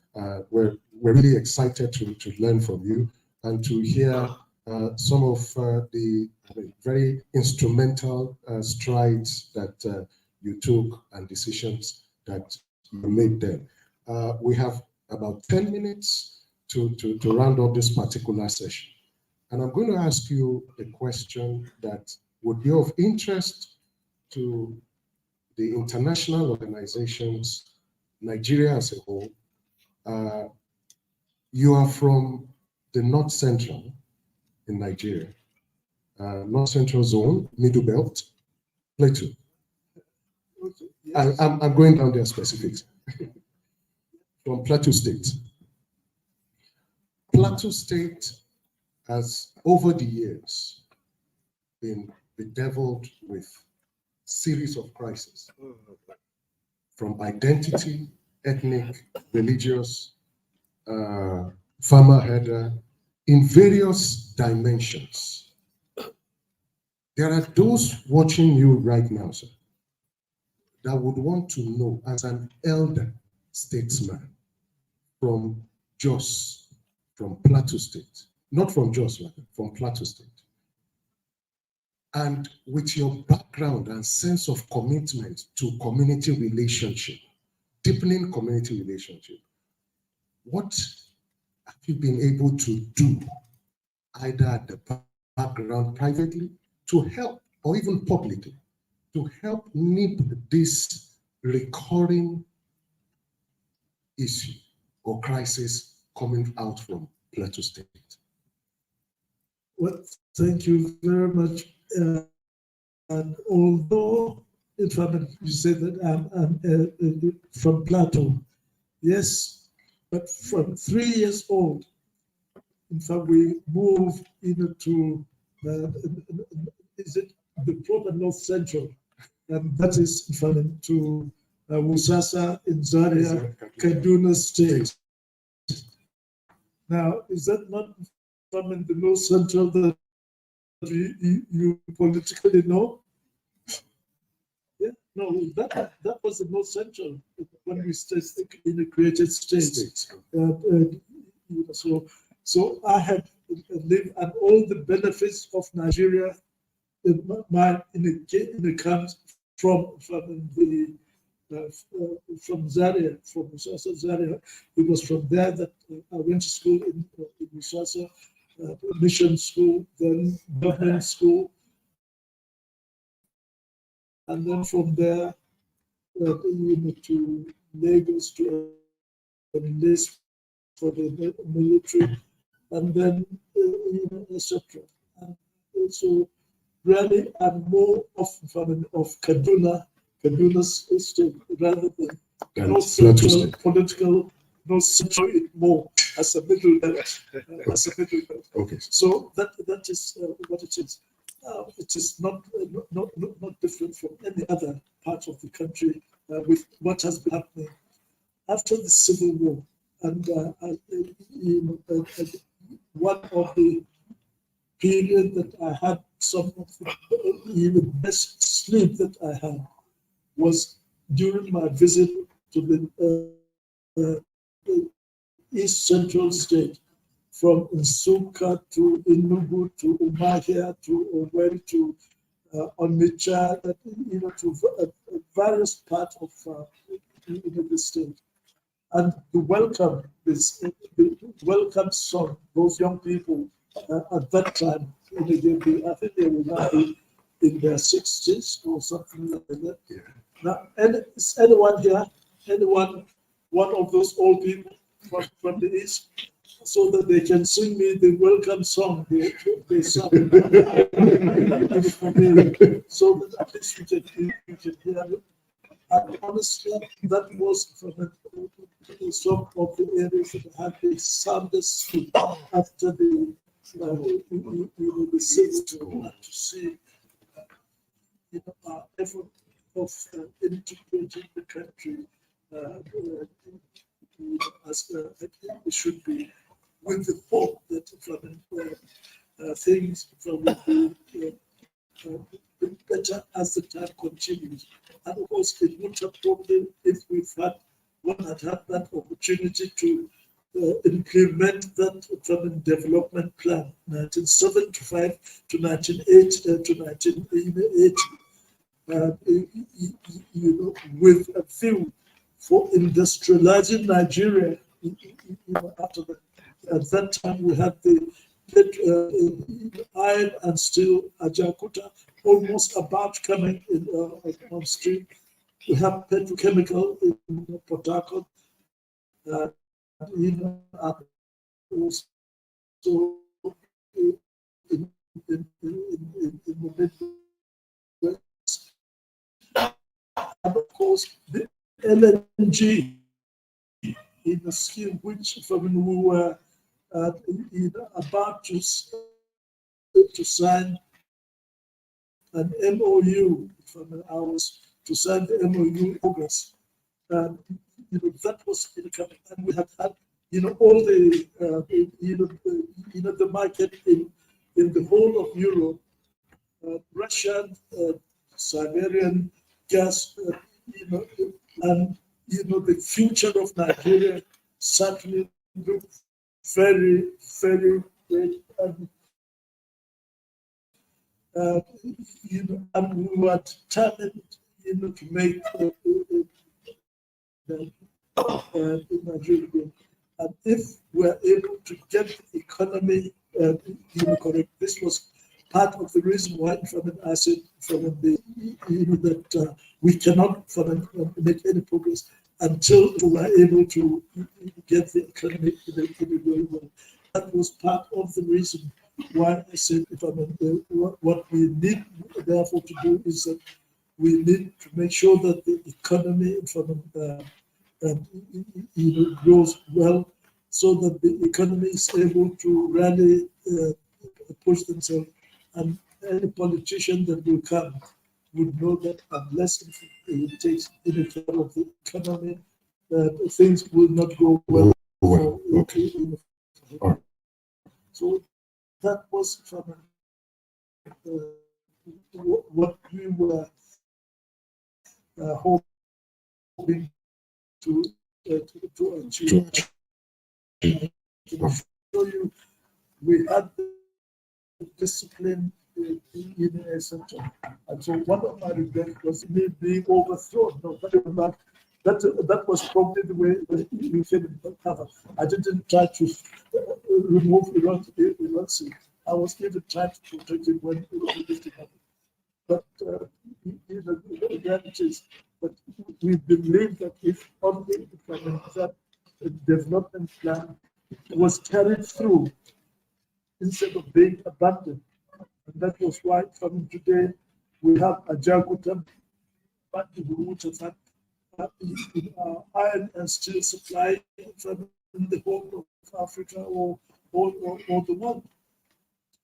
All the petrochemical and all the LNG scheme, it is only about a quarter of what was what we had planned that was implemented for years until now. That from they are doing the second train. Okay. Thank you so much, General. even though I would love to also hear specifically from you. You've aligned yourself with Kaduna State, which is agreed. Education, growing up, several. I mean, that's your affinity. It's great. Coming from someone that has a root and Plateau State, just specifically,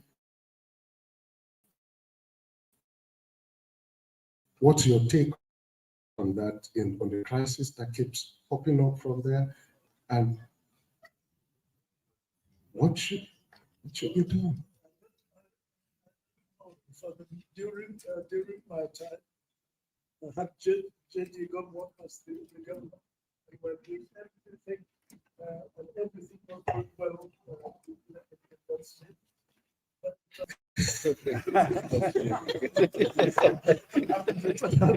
It is the politics that seem to confuse things.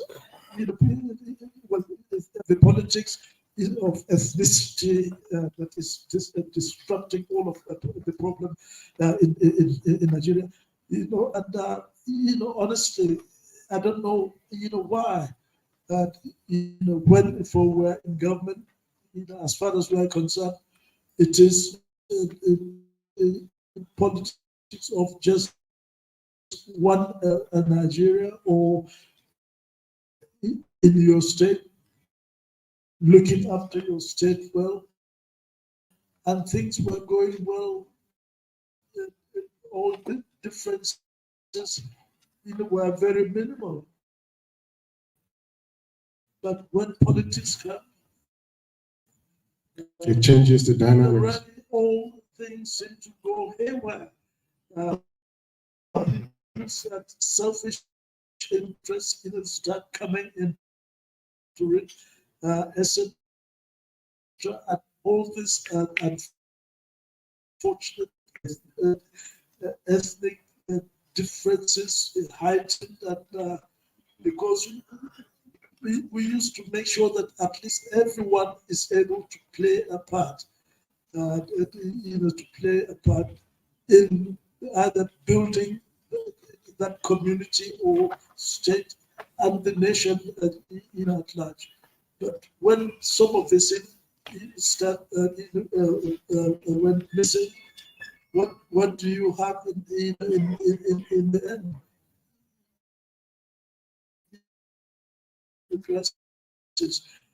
Now, as I've said, after the Civil War, after all these areas that I said, I was able to speak very well in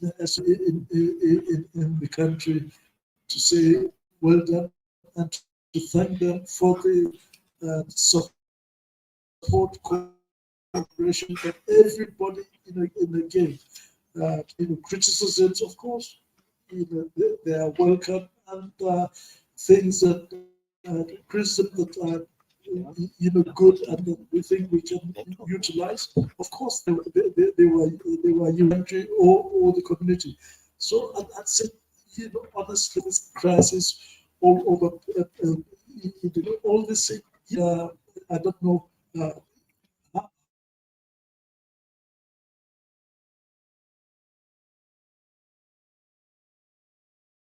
Country.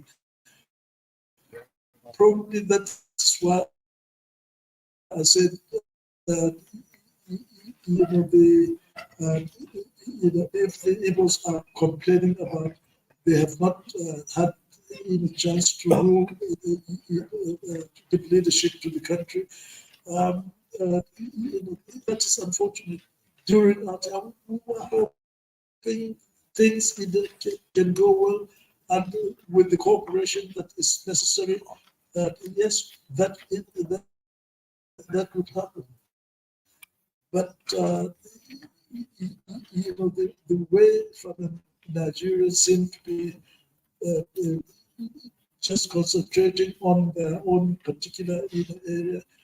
This is this is the reason why that we can have a zonal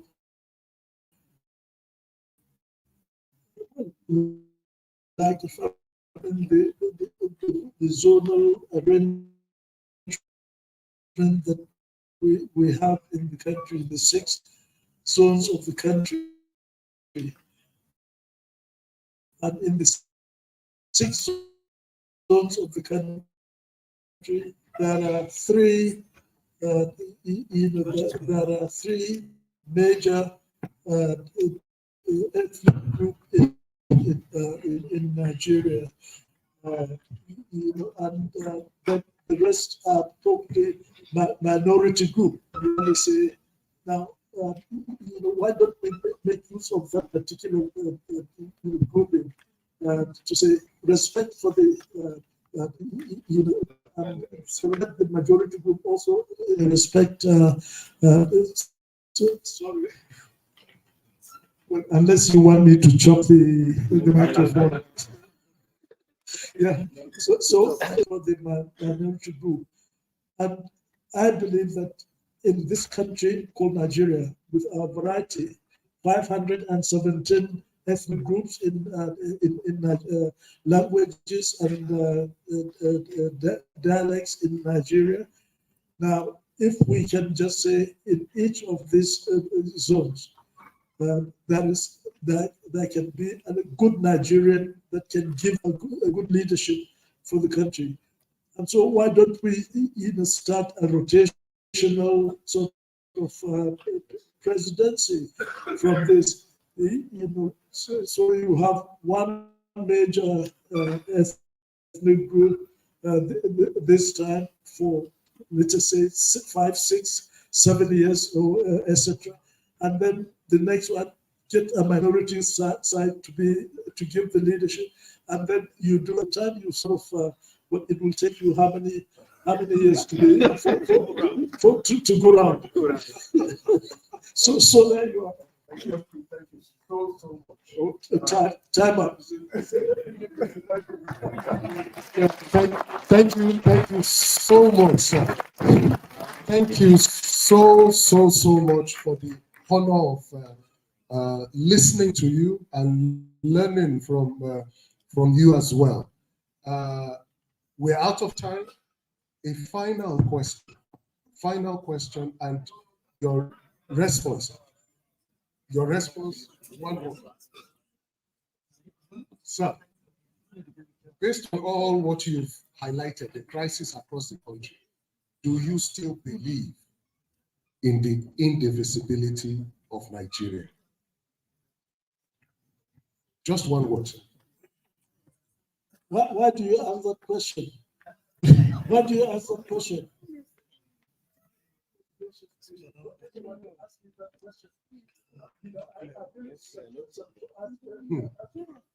Good. Beautiful.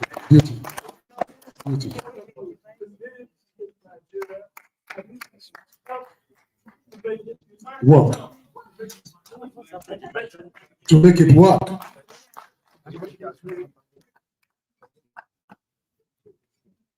Okay. Because I think you are all responsible for it, and all other Nigerians, wherever they are. And I can assure you my love for every Nigerian.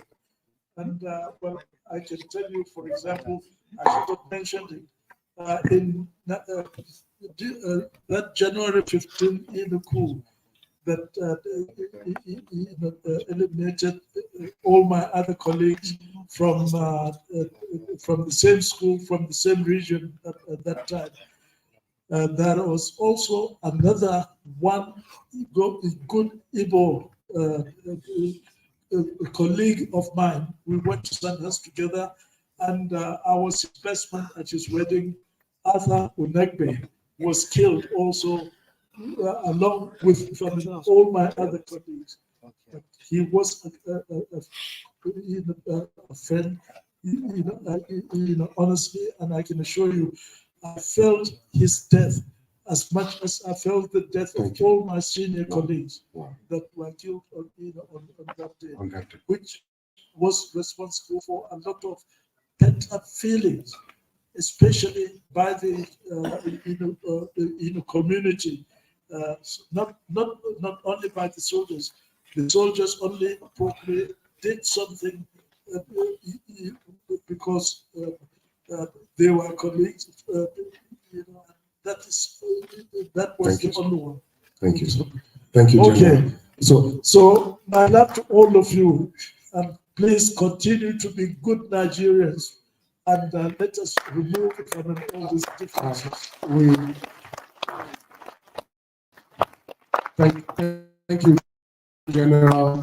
I want to urge every one of us to please stand and actually give him a round of applause for this opportunity. Thank you, sir.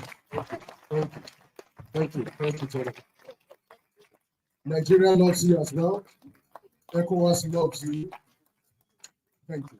And Africa continent loves you. Please, let's have our seats. So as we've come to the end of this particular session of the Tell Africa, I want to most sincerely appreciate everyone seated here and all the participants watching us from all over the world. I'm sure you picked one or two things that will be useful to you in your leadership quest and in your policy making, in your decision making. As I normally say at the end of every session, you are already a champion of Tell Africa. Thank you. Thank you. Thank you. Thank you, Tell Africa. Thank you for inviting me. Well, I know if all of you probably have wanted to ask a question. Can we do it without it being recorded? Everybody to ask a question. We're about entering into another session of this whole entire program. So there's a session now that's about to take place. Thank you. Thank you, Your Excellency. Thank you. Please, another round of applause to His Excellency. It's quite engaging session that we had here. We want to, there's a session of award, first of its kind, for the Institute for Peace and Conflict Resolution. We want to, it's an investiture of the Fellow Peace Institute, and I want to invite the Director, National Peace Academy of the Institute for Peace and Conflict Resolution, Dr. Posede Awodola, for the citation of the awardee. Please, a round of applause.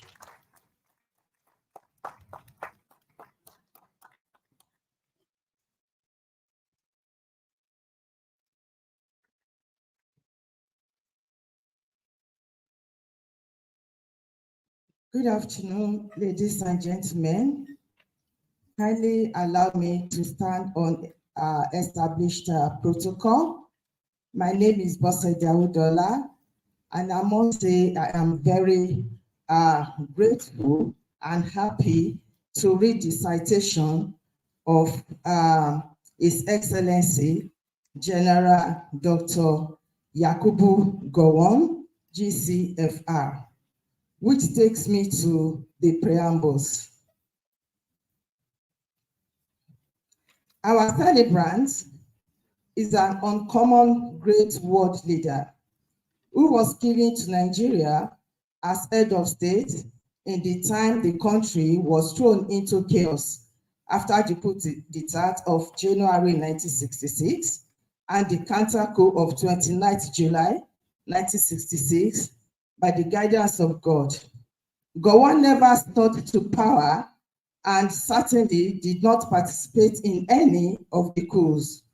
Indeed, if he had not arrived back in Nigeria just 2 days to the January 1966 coup, he would probably have died a victim of the Nziogo coup.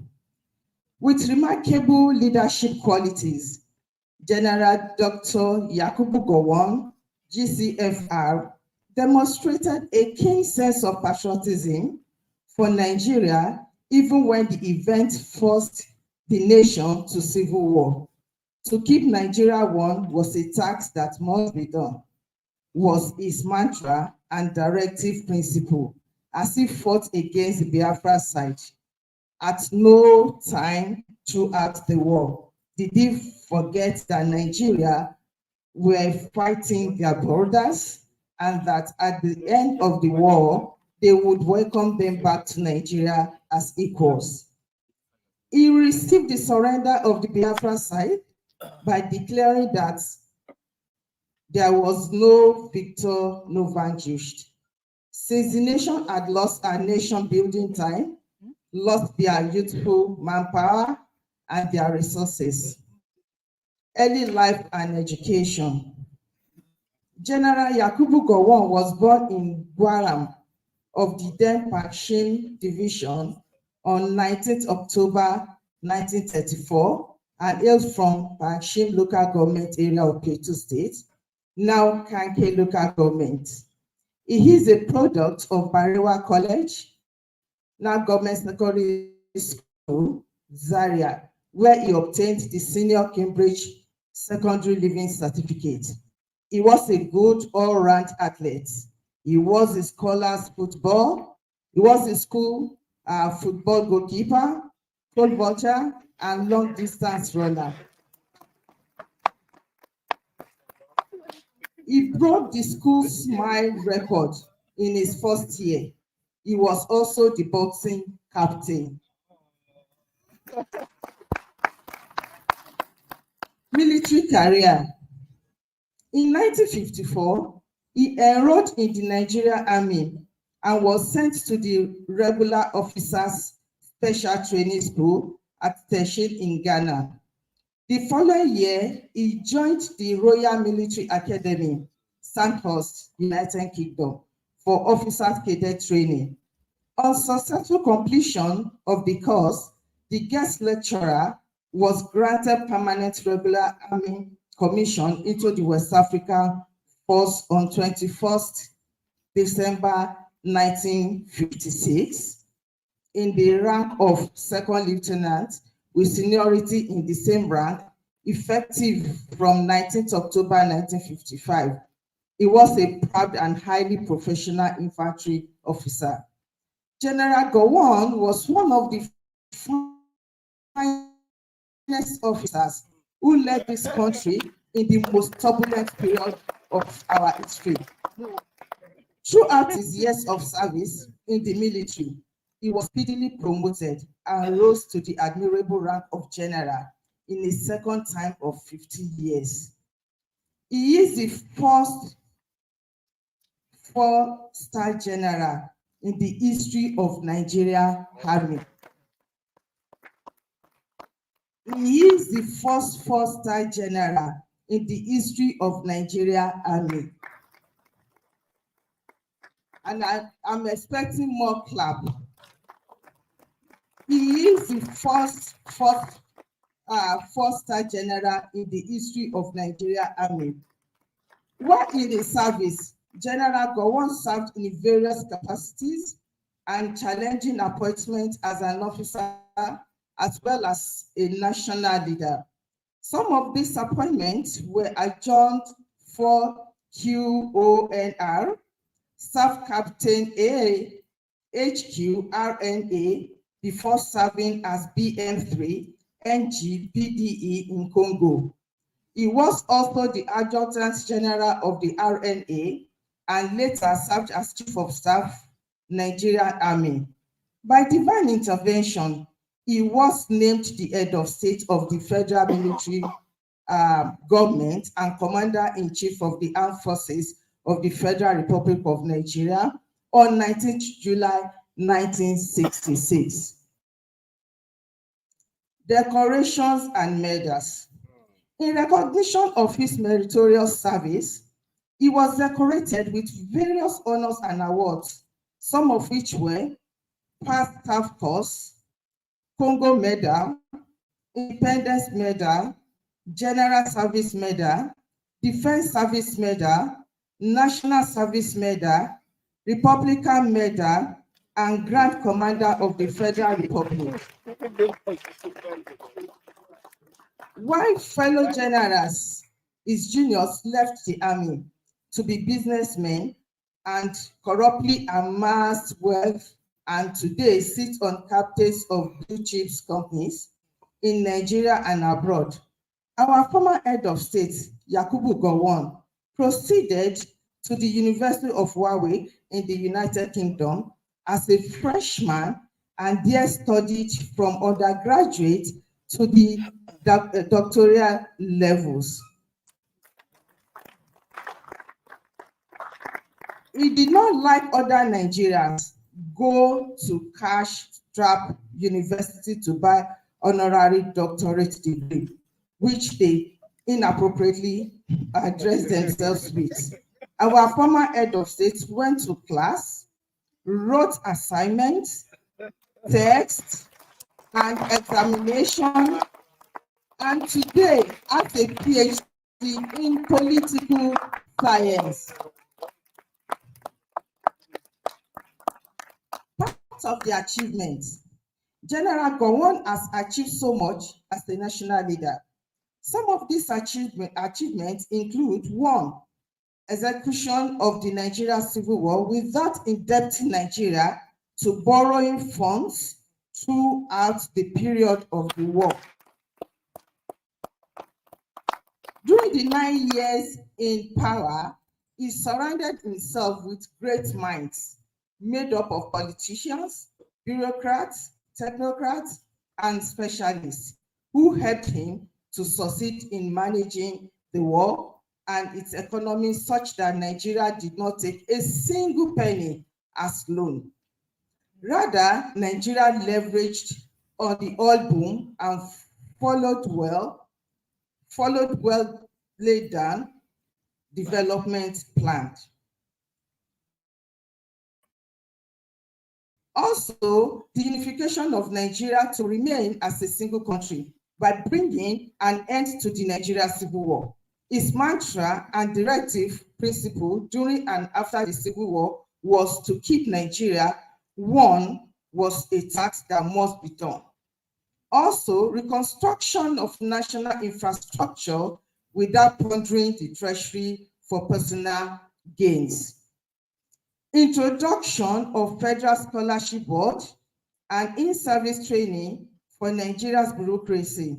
Today, Nigeria bureaucracy is one of the best trained in Africa. The transformation from the regional to the state system by creating 12 states in the federation. He also played a significant role in the establishment of ECOWAS due to his firm belief in the integration of the sub-region. The establishment of the National Youth Service Corps to endanger patriotism, industries, and sacrifice among the Nigerian youth, among so many achievements. Post-conflict life. Since General Dr. Yakubu Gowon retired from public life, he has been playing the role of father of the nation as he continued to selflessly serve his country. It is to his credit that Nigeria is no longer considered the world's most guinea worm infected country.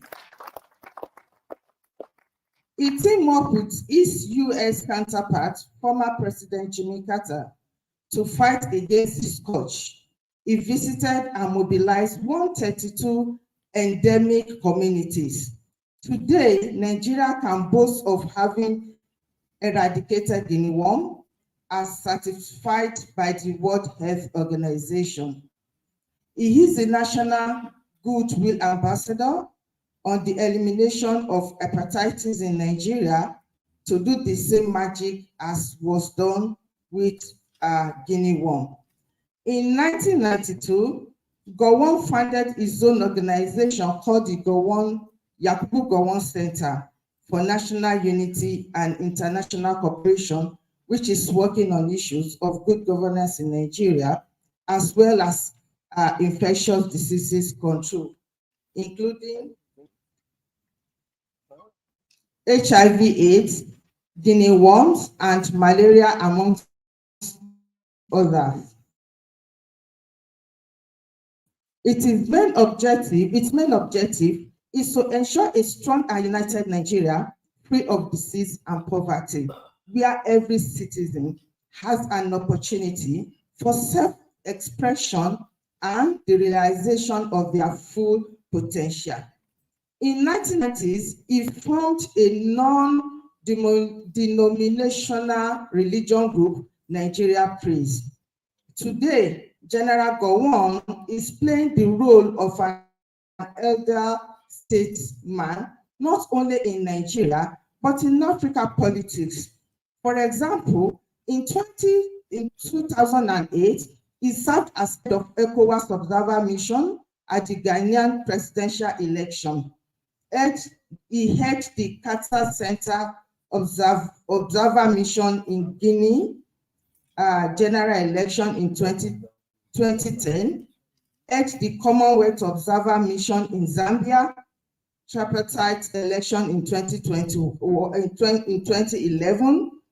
He also held the Carter Center Observer Mission in Liberia in 2011 and the parliamentary election in Lesotho as head of the African Union Observer Mission in 2012.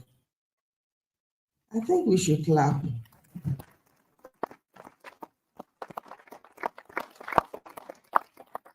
General Gowon is a member of the African Forum, an informal network of former African heads of state and government and others African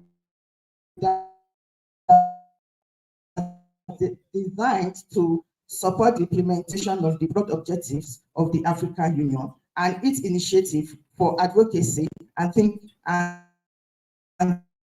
tanking helps harness the experience, moral authority, and good office. The Guardian described him as the last good man standing. And in 2013, he was named Leadership Person of the Year 2013. The Amiabi General is happily married to Victoria Gowon, and their union is blessed with children.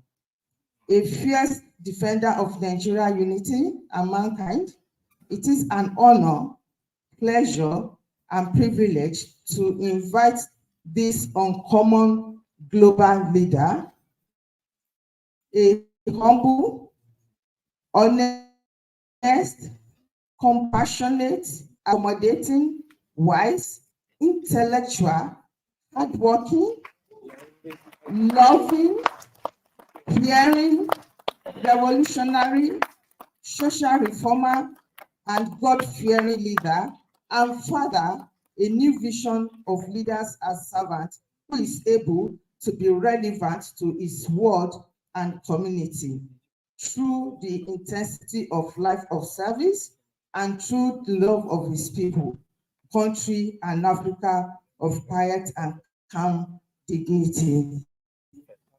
Thank you very much.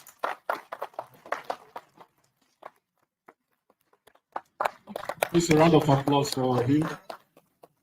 We are doing. Sorry, the general just made a comment. He said, did she ask the permission of the Senate President, Dr. Akpabio, before calling him uncommon?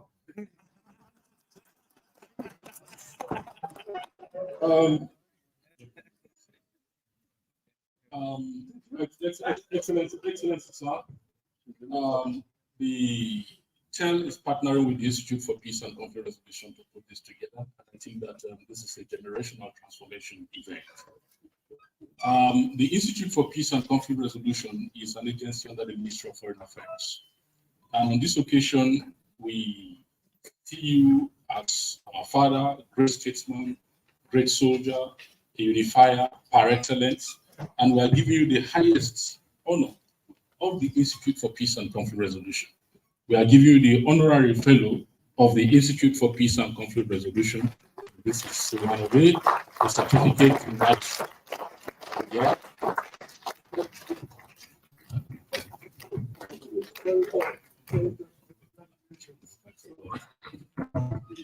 So you put this, and then we have a plaque.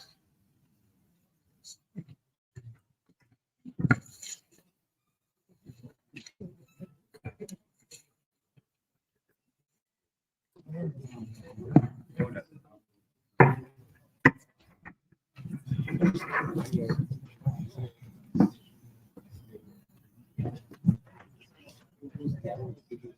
is a plaque also as a symbol of the honorary fellow of the Institute for Peace and Conflict Resolution.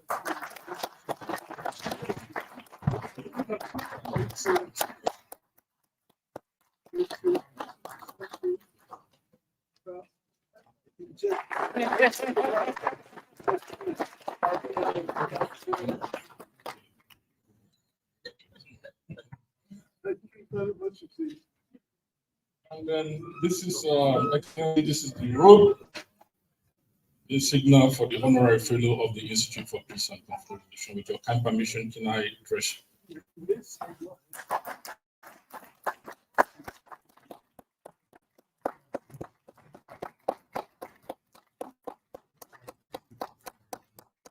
So thank you very much.